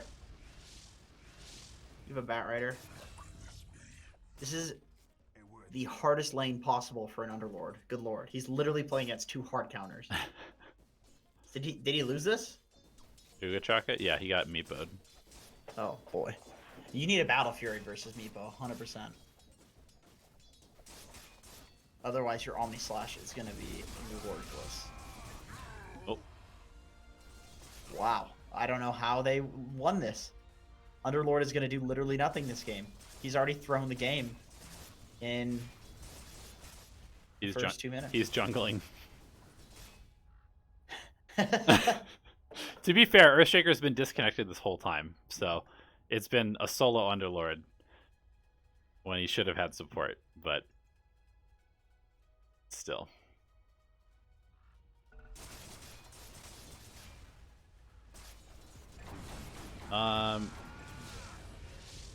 Oh, I don't know about that. Yeah, I feel like this is a huge throw. Don't you just want to static the lane? Like when you're this far ahead against the Underlord? Yes. Yeah, you can just static. I feel like you need to be actively denying and pulling their melee creep to your range creep. At this point, you have to pull. Like, you can't just active deny. I mean, but before, like when there was a full wave of creeps versus a full wave of creeps, and then this. Do not dive like that. That is griefing. Yeah. Oh, you just threw a huge. You got 201 gold for that, man. That is not worth throwing. Yeah, they got like three waves of creeps. They got the extra bounty.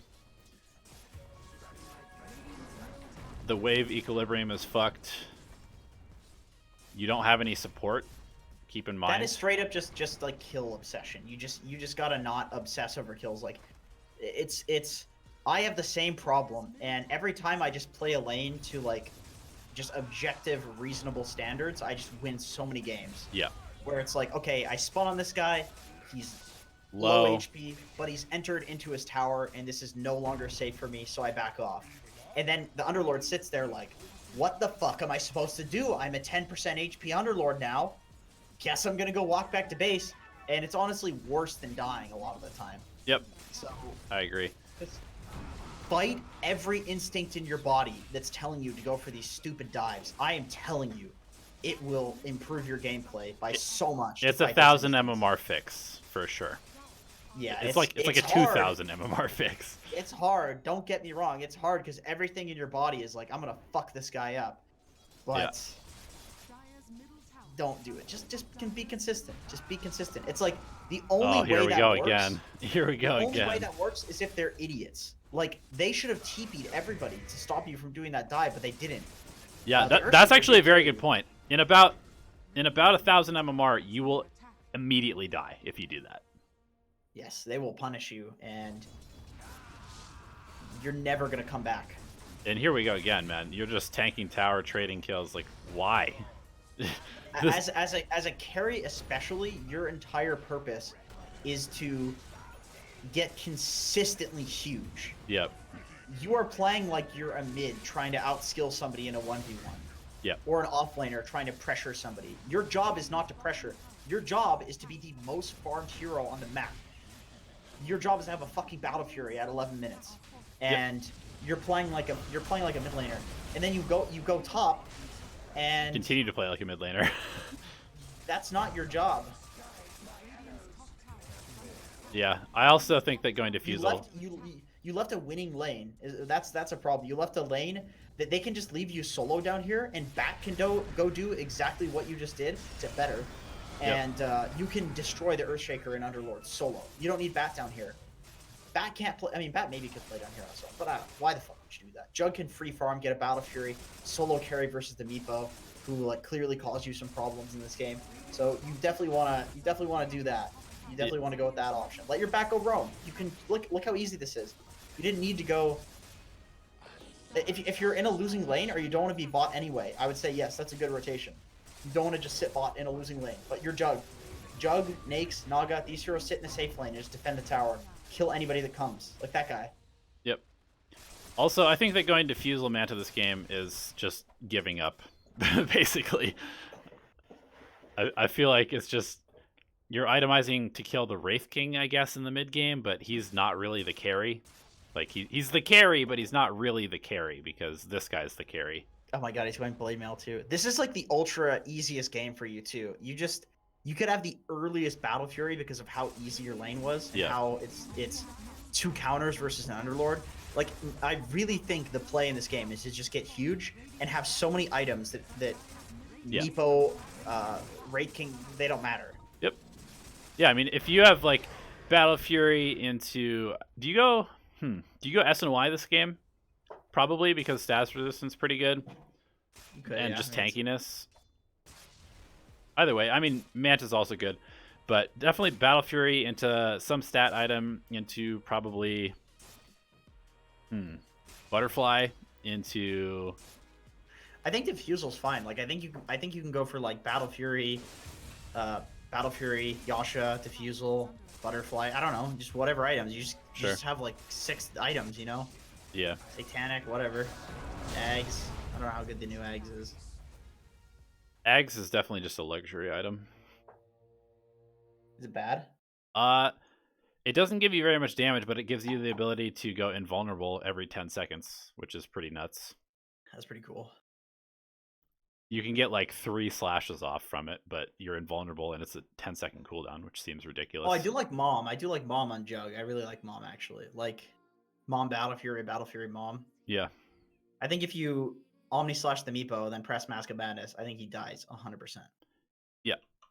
I like that. I like it a lot. You what, mate? You what? You what? Alright, we got a Tusk. You fucking what, mate? He who is salted. Used ice cream. Slippery salamander. Herald 1. Got a good team. Very solid team.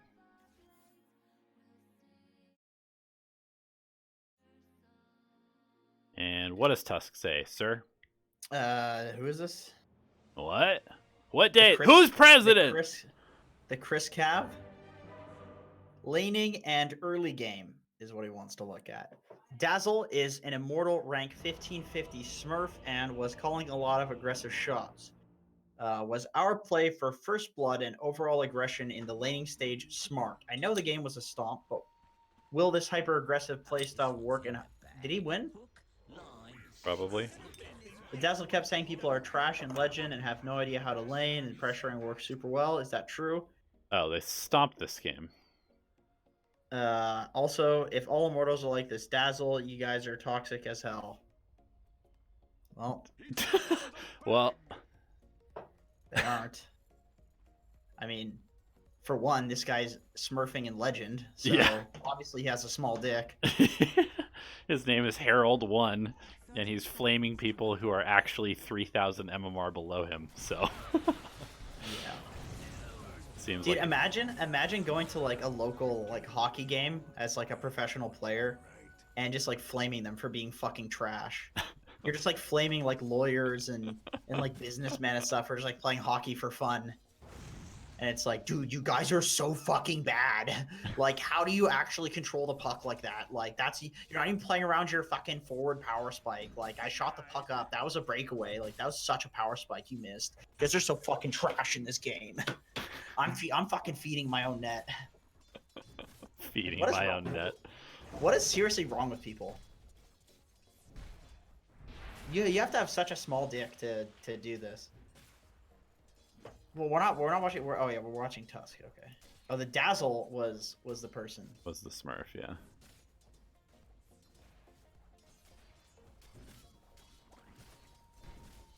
Hard against Slark, honestly. Dire's courier has been Dazzle does not do well against that hero at all. I think this new Dazzle shit's a meme. I don't think it's very good. The new Ags, you mean? Yeah. The yeah. mid dazzle. Let me guess, he starts pinging you and telling you that you're bad at this point. Looks like you're typing to him.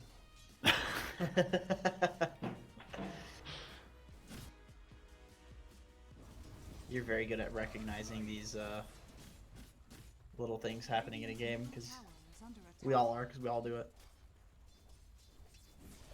Smurf Dazzle who's running into melee range on Slark. Yeah, I agree. I don't understand that. Seriously. I think he just wants you to just body the Slark at level 1, which you didn't, and now that he's level 3, you kind of can't play aggressively against him. So I would agree that you guys probably could have played mega aggressive at like level 1 and 2, but now it's kind of a wash. Dire's middle tower is under attack. Cool. Somehow build Slark. That's cool. Nice. Hitting some creeps while that guy goes and picks up the bounty. Both the bounties. I think that should probably be your job. Picking up the bounties? Yeah, that should definitely be Tusk's job. His boots. Even though he's the offlaner? Oh wait, he's the offlaner on Tusk? Yeah. Oh, okay. Alright, never mind. That is interesting hero selection. He's rushing a Deso, man. Can't you tell? Yeah, I can tell. Dazzle Hard. leaves, you immediately go up and get going on. Okay, now they have 3 heroes here. Just don't feed. Yeah. Oh. Oh, the classic feed when they have 3 heroes. Go hit jungle creeps when this is happening. Now you can't help your DP who rotated here. Yeah. Dude, okay. PSA to all core players out there. If your support goes to pull or rotate, they have deemed it necessary to do so. All you have to do is not feed while they're away. So don't walk up to the enemy tower and try to get last hits. Don't go on the enemy heroes. Just chill the fuck out for 30 seconds and you're going to be fine. Yep.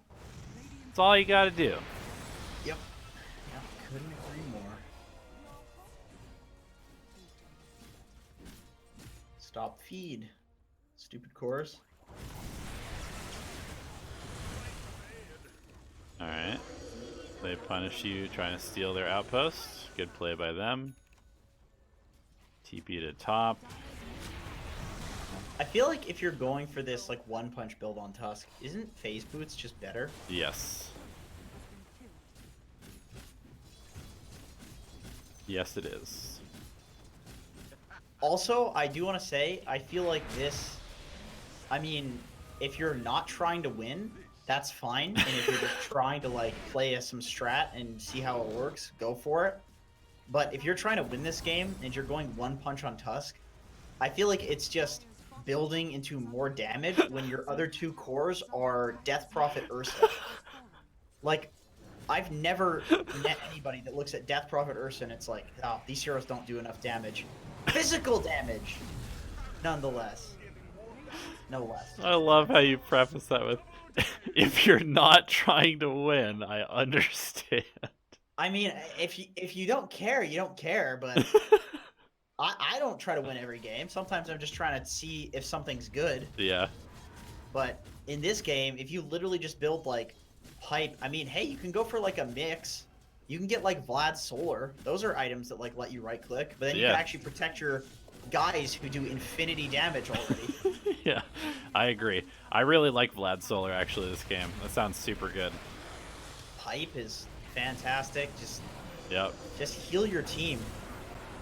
Yeah. Look at this Death Prophet. If you just keep him alive, he'll murder everybody. Everybody thinks that Dota's all about their KDA. If you guys could snap out of that mentality, do everybody a favor and do yourself a favor in terms of your impact in games. Like, if you're an offlaner, it is so exponentially amplified because in almost every game as an offlaner, your job is to enable your team to do shit. Yeah. With items. You know, it's funny actually. I like randomly tuned into Luki stream for about 5 minutes last night, and Gunnar was just lecturing him on how Luki is a core player, and he was literally just like, well, the thing is, Luki, you play like a mid, so you need to decide whether you want to be a mid player or whether you want to be an offlaner, because you play offlaner like you're a carry, and if you want to be an actual offlaner, you can't just AFK farm and then carry the game with damage, because that's not what an offlaner is supposed to do.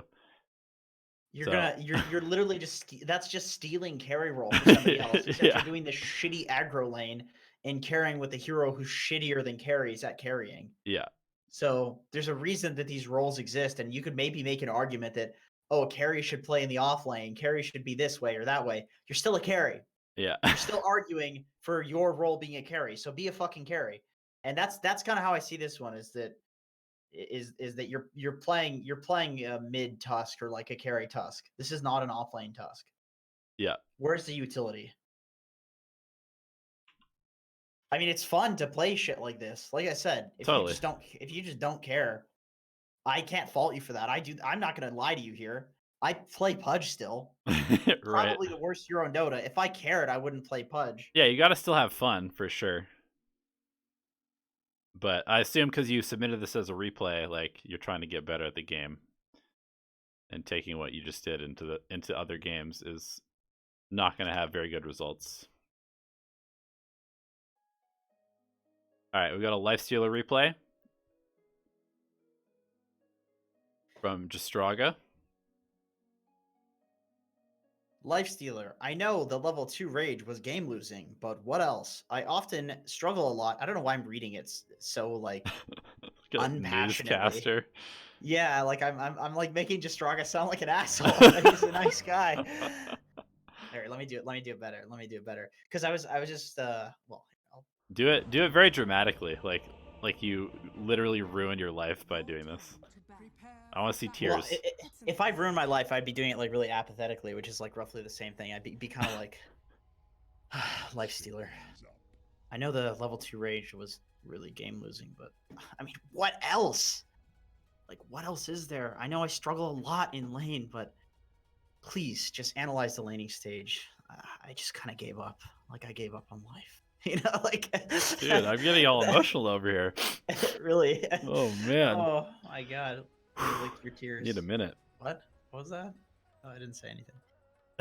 Okay.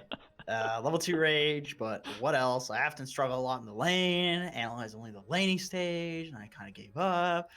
It's like a teenage like girl that doesn't want to read like some speech that she's giving. Lifestealer. I know level 2 rage was game losing, but what else? That kind of sounds like a really flamboyant, like super proud to be gay guy. I often struggle in the laning stage. This was such a good Lifestealer game, actually. Like, oh no, I sound like a teenage girl again. You do like the flamboyant gay guy voice really, really well. Analyze only the laning stage. I kind of gave up just then. That's like a California, some girl that has like a lot of plastic surgery. I'm getting like these images in my head with these different voices. Dude, we should be voice actors. We're good at this. This is sick. Valve, we'll voice your next hero. You can call it Alchemist. One of us will be an ogre, and the other person will be the person that rides on top of them. It's a really good hero idea. You should try it out. That's super good. And because it's like turning some stuff into gold, like you should get extra gold from creeps. Yeah. And that should be its only real mechanic, and the rest of the hero is pretty trash. Yeah, that sounds really, really fun. Really fun. Okay, let's see. Lifestealer. Yeah, hit those creeps. Get that range creep. Oh, hell yeah. Is Rage at level 2 game losing? No, I don't think so. I think it's fine. Just purge their things, I guess. Yeah. I don't know. I don't think it's game losing. I think this Lifestealer hero just sits and hits creeps, and you don't really usually kill people that much, so. Yeah. Oh, the classic position 5, sitting in trees, not right-clicking, not casting spells, not pulling, not stacking, helping you deny, quote-unquote. That was definitely not a game-losing rage. It saved your life.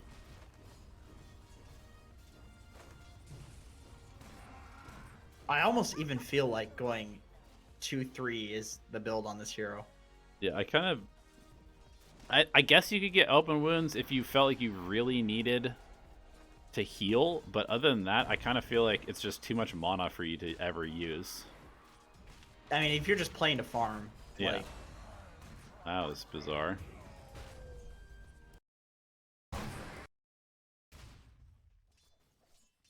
Alright, eat a tango. There, I just solved your problem of dying here. Eat a tango. Do not trade with an axe when there are 10 billion creeps. Yeah. Don't do this. Unless you're trying to feed your Snapfire levels, in which case... Here's the thing. Feel free. If you could look at the damage that Axe took, it wasn't from you. He got low because there was a million creeps hitting him. So if you walk away when those creeps are hitting him, he will still take roughly the amount of damage, except you won't die, and then you can turn around and kill him when the creeps do enough damage to get him low. Yeah. Agreed. Let's shake things up. It's just... Also, why do you have a wand at 3 minutes into the game? There's such an obsession with wands. I even find myself doing this sometimes. I'm just like, oh, I've got 2 branches and a stick. I might as well finish the wand. Why? just wait. Buy boots. Buy your chainmail so you can tank creeps when Axe pushes them into you. Buy more regen. Something. Dire's middle tower is under attack. Stop fighting. Yeah, I agree. I mean... Stop fighting. If you look at what the extra 150 gold on wand upgrades, what does it give you? 1 stat? Does it even give you extra stats? No. No, it doesn't. It literally just lets you get Oh, to wait. 20. Yeah. It gives you 1 extra stat and lets you get to 20. 1 extra stat. Okay. You're So right.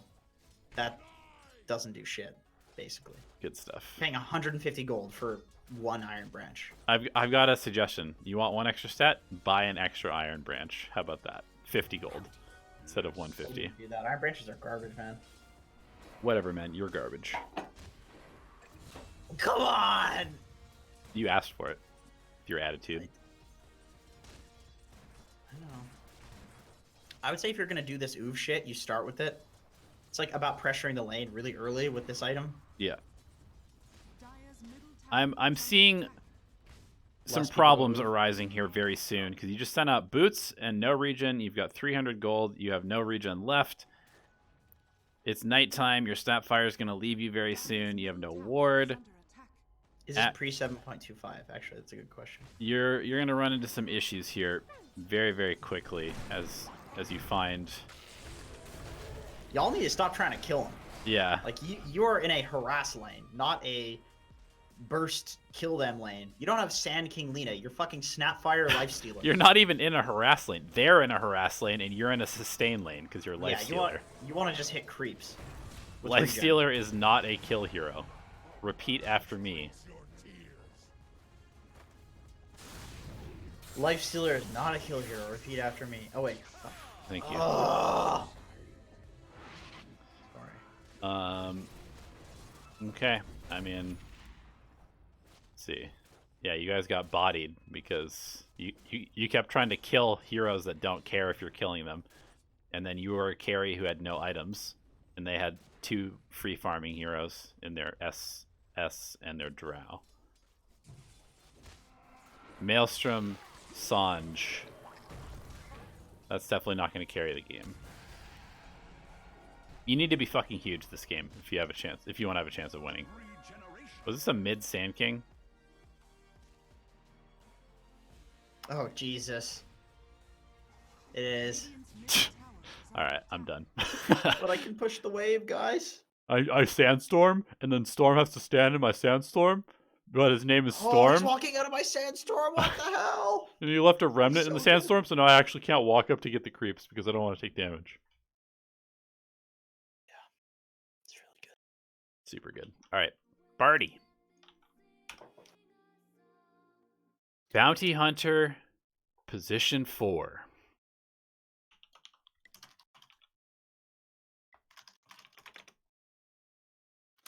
All right, we're no longer accepting replays. Another winning replay. Like God 80% damn of it, them. Party. 80% of them were winning replays this week. Do we have to cancel replay review? We're keeping your Patreon money, but we're canceling replay review. You know what? Just for that, here's the deal. Just for that, You have to review our replays. we're gonna play an ad just for that because I've never pressed this button before. So Oh God. we're gonna play an ad. It's happening. Oh no, what's happening? Did it play an ad? Not for me. I have ad block on. I pressed play ad. I don't know what actually happened. Should we shit talk the viewers now that there's an ad playing? Dude, what is with Party? That guy has the smallest nipples. Have you seen those? Like small pancake sized. I know that makes them sound large, but yeah, but they're like those like nickel pancakes. They're like nipple pancakes. They're like the drippings, like when you scoop the pancake batter in. Dripping. Why you gotta use that word? Dripping moist nipple pancakes. Yes, just creamy and wet and slimy, just like Party's nipples. All right, Party says, position 4 BH. My first game in 7 days. Was just playing for fun. Was doing random shit all game without a plan. What do you think about the laning stage and how should I have played it? No need to watch after 9 minutes. My PC crashed while I was trying to fix my mic. Mine crashes too with that. Interesting. Oh, people left with the ad actually. People left? Oh, never mind. I don't know. It's hard to tell. No, the viewers didn't. are dropping and upping and.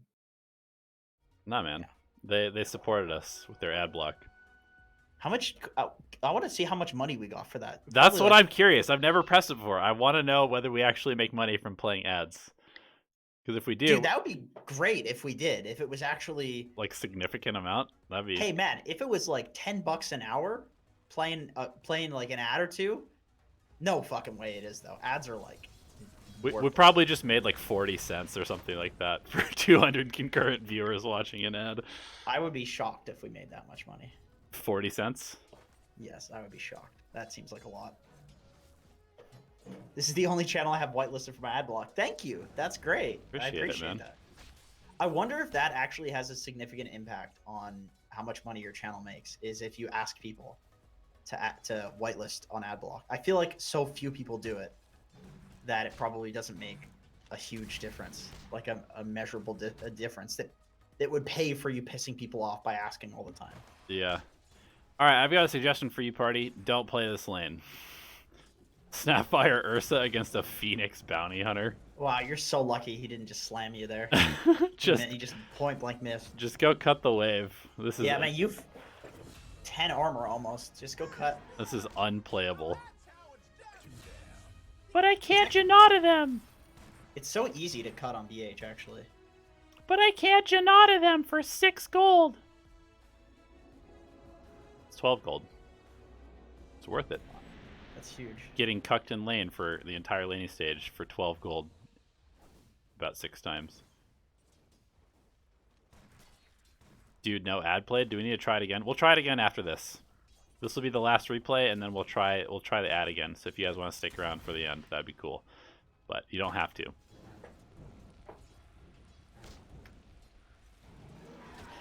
Let's see. All right, we're still. Wait.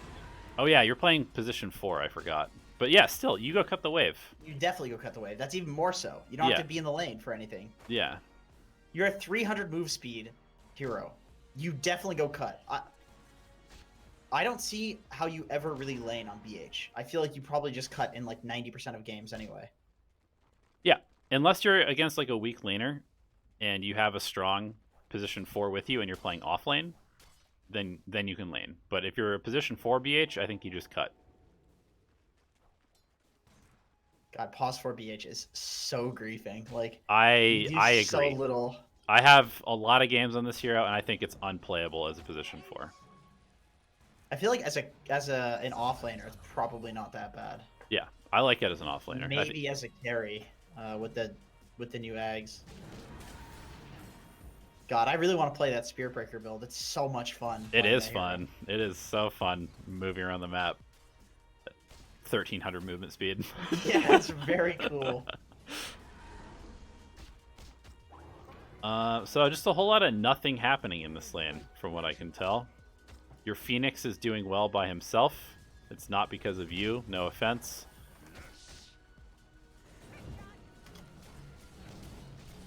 I think you're just kind of playing 2 offlaners right now, based on how this is being played so far.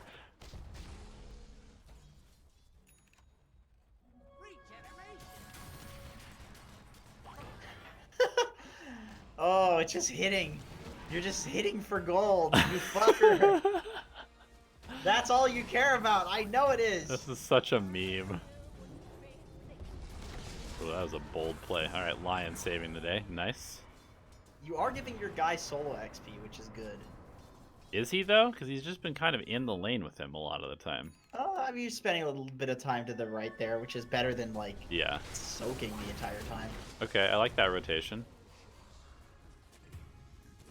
I kind of feel for you. Oh, here comes the crash. I was going to say, I kind of feel for you in this game because you're a BH who basically just wants to start getting kills as early as possible. However, you're laning with a Phoenix, and then you have a mid Alchemist. So your only option to rotate to get kills is to go to Gyro's lane, but then if you rotate to Gyro's lane, then you can't really impact your Phoenix's lane.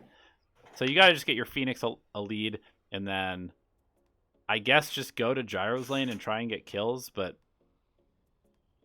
I don't know. Position, Cut the wave! yeah, cut the wave. Position 4 BH is so hard to play because this hero needs to just get track gold as early as possible, and if you're a position 4, you're probably getting level 6 kind of late. Like, ideally you'd have level 6 at, like, 6 minutes so you can start getting track gold at 6 minutes instead of having to wait. It's like having a Midas off of cooldown, basically, when you pick a bounty hunter.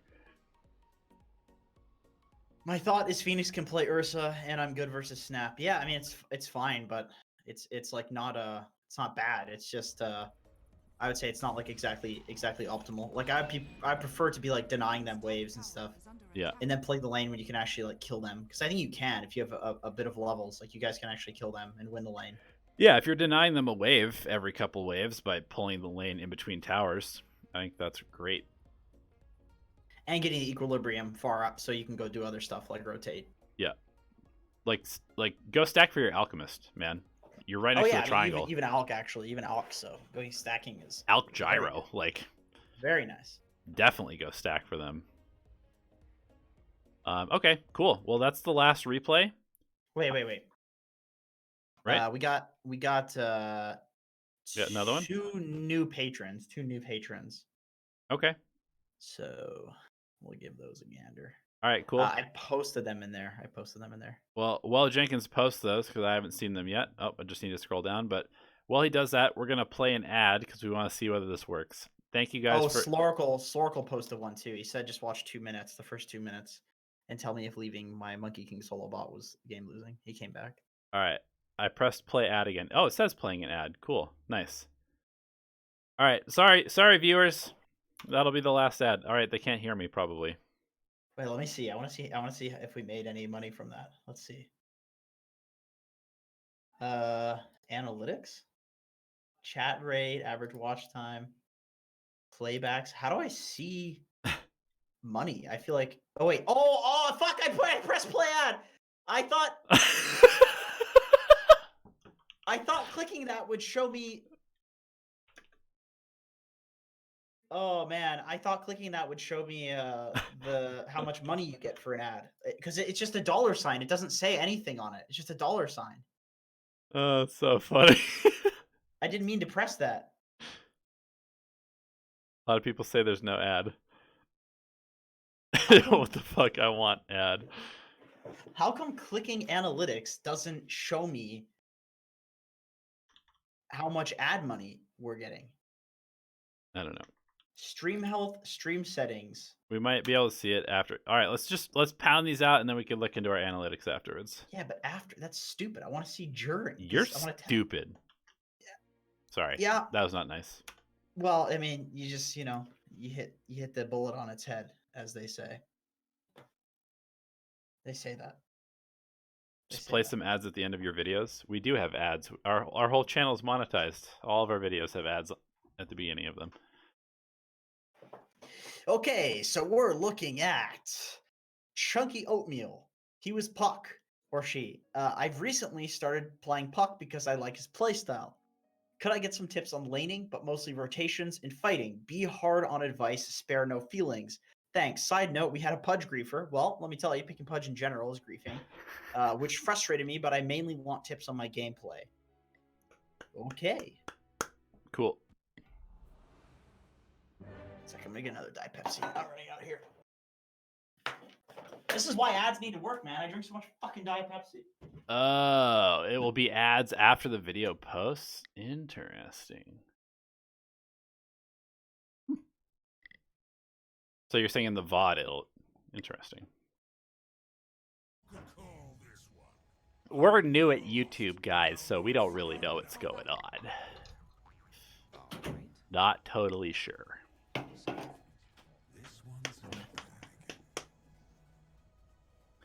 Mid puck. All right, let's look at it. Who are you facing? OD. I see DC. OD. I mean players. I see. Oh really? Oh. DC at DC Hero. Herrick. Yeah, it's a DC Dota Cinema. Is he an editor or something? Maybe. Oh, that is some nice Diet Pepsi. What a nice pour that was. I saw the Coke on that can. It's the same fucking thing. Definitely not a Pepsi. It's the same thing. Dude, we're trying to get sponsored by Pepsi. Can you stop promoting Coke on the stream? I'll get sponsored by both of them at the same time. Jenkins. Can I tell you something? Can I be 100% honest with you? This is warm Diet Pepsi. And it's disgusting, but I'm so addicted to it that I have to drink it. Well, I feel no sympathy for you at all. Okay. So, let's analyze this replay. Okay, let's give it a gander. Chunky Oatmeal. So, tips on laning phase. Let's go back to the very beginning, because first wave really matters in mid. Go over here, try and snipe the rune, miss our block as a result. I would say with the range creep, which I saw, you want your right click in the orb to hit at the same time, so you stand really close. Like that was He could have denied it if he was expecting it. Yeah, he could have, and he should. Like when it's in deny range, you should know that a puck's gonna go for that. Right. The way that you get range creep last hits on puck is by standing directly on the range creep. That's how people do it. Mm-hmm. That's all I can really say so far with this that I've seen. It's a little hard against an OD though, because if you're on the range creep, they will astral you. True. True. I actually just analyzed the replay of how to beat OD in lane, and the main thing that I noticed is that you really just want to play the range game. Like, expect him to go for the Astrals, and then just punch him in the face from range all the time, because you probably... What is your attack range? Probably longer than OD's, right? Most people's are. So you just attack him from outside of range, and when he runs up towards you to astral you, you just run away from him, and then you hit him again when he runs back to where he wanted to be. I would say that you just need to right-click the OD a lot more. Seeing essentially no harassing going on, aside from just like the occasional orb. Yeah, this laning seems fine. Like, pretty fine. I don't know. But then again, Puck is not like the hardest hero to lane on. You just kind of rotate. That's how you win games, I think. And when I look at these lanes, I see that in your off lane you have Pudge Clock, and there's a Void, and Void can't do shit to Coil. So I would say Void is like your first rotation for sure.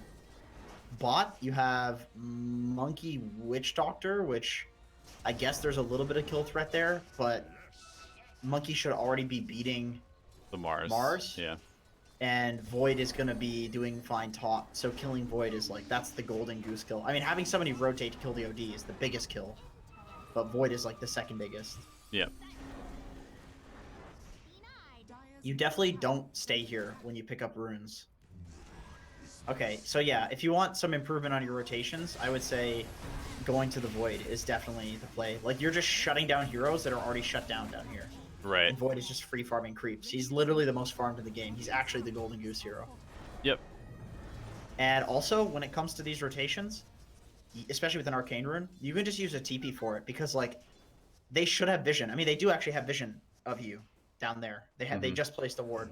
So a lot of people are rotating with TPs and then getting back to the lane by like orbing there instead of the other way around. Like, people don't walk through the river anymore to go for ganks. It's just TP and then or get like a haste rune or something like that, or an invis or whatever. Yeah, I'd also say if possible, buy yourself a ward like when it gets nighttime, just so you have one on a rune, spotting rotations and stuff like that. All right, we have Coil TPing top to go for the Void kill. It's unfortunate your team went on him. You get a kill though. Yeah, I think that's a good kill. This also the nice thing about rotating top, if you guys, I saw the catapult die. I saw it like with a fraction of a second of the camera being on it, but the catapult died. Nobody tanked the tower, and you had a full bottle. Like, this rotation needs to result in something. The rotation is not to kill the Void. The rotation is to like Take the control tower. that area of the map. Yeah, is to open that area of the map, make it so the Void can't farm. Like, killing him obviously is a good result, but you want to get the tower afterwards. Like, just go back, because I think it's really important. Okay. Like, having these rotations actually result in something is way more important. Like, the kill is for a purpose. So if you do the hard part, which is getting the kill, and you're not taking the advantage from getting the kill, then what's the point in getting the kill? So take the camera and put it to free camera, because we don't look at it. There's a catapult right there. That tower's dead. That tower's dead. Don't leave this lane. Kill that tower. Yeah. Look at this shit. This guy should not be able to walk up and farm this wave. Murder him. That catapult kills that tower. Okay, now you, Clockwork, and Witch Doctor need to figure out how you're going to tank the tower so that the siege doesn't die. Yep. Because what's happening right now is the siege is dying, and you're actually Witch Doctor. Ironically, he's actually doing the right thing by getting hit like an idiot there, because the siege is dead. Void TP's back. Yep. Why is he allowed to be here? Right. You should have lost access to all of this farm. That tower should be dead, and Void should be dead a fucking second time for TPing back. Yep. Do not be so quick to leave the lane that you gank. Get more from it. That's the biggest thing. I actually don't even want to continue, because that is such a huge thing on Puck. There isn't even a point in rotating if you're not taking... It's like you murdered all of the cultists in a dungeon. You know, let's say you're existing in some fucking medieval world. You just killed all the dungeon, and then there's just all gold on the ground. You don't take the loot. You know, it's like you didn't That's a horrible analogy. I'm so bad at these. You Is that killed the from dragon. your and you- D&D quest that you've been doing? Sure. You killed the dragon. You didn't take its treasure. What's the fucking point in killing a dragon if you're not taking its treasure? Yeah. I guess it depends on what type of dragon you're talking about. But like, Lord of the Rings dragon, you know, they always have their treasures. Yeah. Why kill the dragon without taking the treasure? I agree. Yeah, just too kill hungry. You're just looking for the next kill instead of thinking about what the kill that you just got actually accomplishes. And hopefully you come up with that beforehand. You did the hard part. That's the thing. Is that like you did the part that requires you to have a brain. You did the part that requires you to be good at Dota, but you didn't do the easy part, which is like, okay, I'm gonna spoon feed myself on a golden platter this like reward for this. Wow, that name. Yep, had to go back and the replay is expired, so unfortunate, but probably fortunate, so we don't have to look at that replay. That was edge level. Edge level? Yeah, whatever. Anti-mage. I only get to play a few per week, so this is 7.24. Personally think I did most of the right things this game. I just want to be put in my place and told what to think about. Been watching since Answer is 36 and just became a patron for the great content. Thank you. Yeah, thank you. Unfortunately, we can't actually look at the replay. Yeah. For a couple reasons. Well, okay. Like most, we literally can't. That's the problem. We literally can't if it's old. Valve has vetoed that. Yeah. Yeah. It has to be within the last 7 days, otherwise we can't view it. So feel free to submit another one next week. We encourage you to submit another one next week, actually. Slorical is... Who's he playing? Lich, I think. Or Shaman. He was playing with the Monkey King. He's the Lich. Okay. Wow, fun hero. Yeah, really high skill stuff. I've played this hero a couple times. Frost armor, chain frost. All right, you did your job. Yeah. Every time I play this hero, I'm just like, I got MMR, but I don't know if I want to do that again. Yeah, it's kind of like, you know, a lot of us could pour ourselves out for quite a lot of money, but you know, then you're a whore. So also, look at your skin. What is this? That's not always nice. What is that? Just a bunch of screaming faces as your lower body. Yeah, what's wrong with you, Slorple? Come on, man. First you hoard yourself out on Lich, and then all of a sudden you got dead bodies on your legs? That's fucked up. That's really fucked up. Yeah, look at that. I'm just kidding. There's nothing wrong with sex work, guys. I'm not shaming sex workers. Look at that. They're just constantly... This one's happy. Look at this guy. He's happy. What the hell? What's this weird tail? This one's really upset. I've never actually... Oh, that mouth is moving. That's really freaky. Holy crap. I see why that set got added into the game. That's just a cool idea, actually. Really terrifying. All right, let's see what's going on here. Sorry. Items seem fine. Mm-hmm. You are Lich. I am Lich. You are.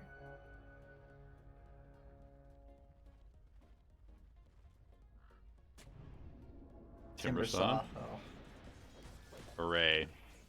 Yeah, really fun stuff. Monkey King, did he block the wave?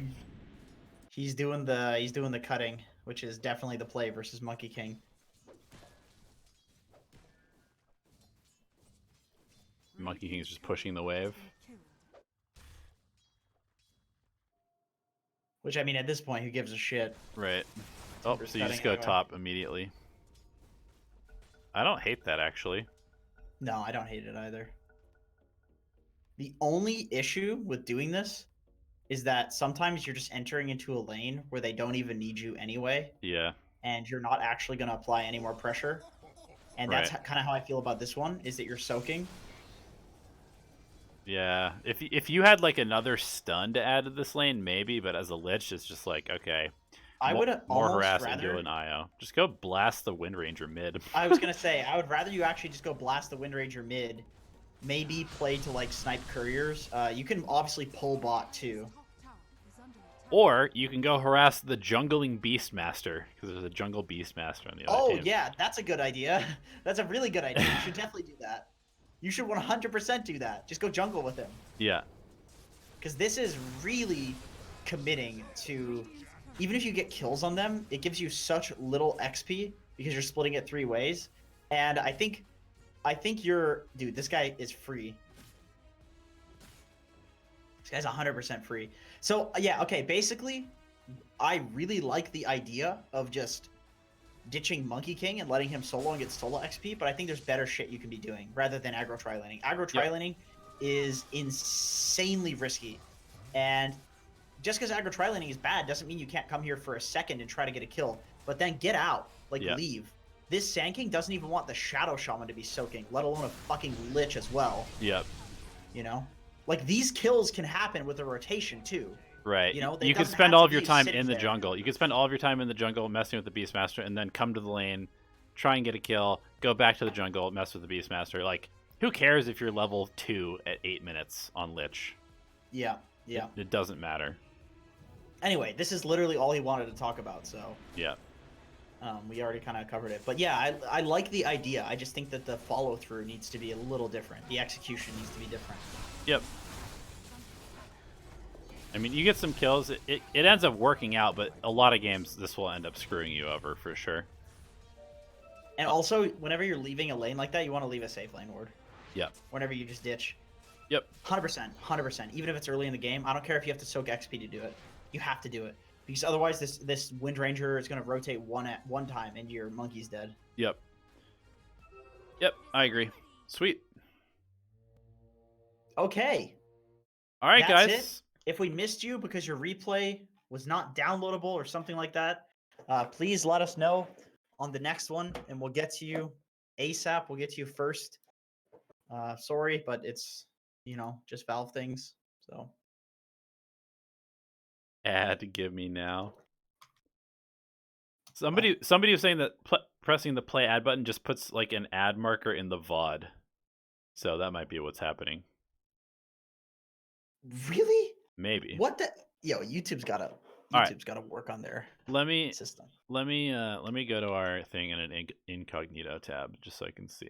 Is it gonna play an ad? I only use incognito for masturbation, so yes, I'll use it in this situation. I only use incognito. Enable DVR. Enable 360 video. Yo, dude, why can't I click enable 360 video? All right, I'm playing an ad, and my stream of our stream just crashed. Why can't I click enable 360 video? All right, I'm playing an ad. All right, there's no ad playing. My stream of our stream just crashed. People who watch the VOD are gonna be pretty pissed. There's gonna be a bunch of random just ads like constantly playing. All right, well, the ad button doesn't work. YouTube, give us our money. As for you wonderful patrons, we appreciate your support. We appreciate everybody tuning in for the replay review sesh. Hope you guys learned something cool. Let us know. Actually, do us a favor. Comment down below. Let us know what you think the coolest thing that you learned today is. Appreciate it. We'll see you next week, and good luck in your games. Peace.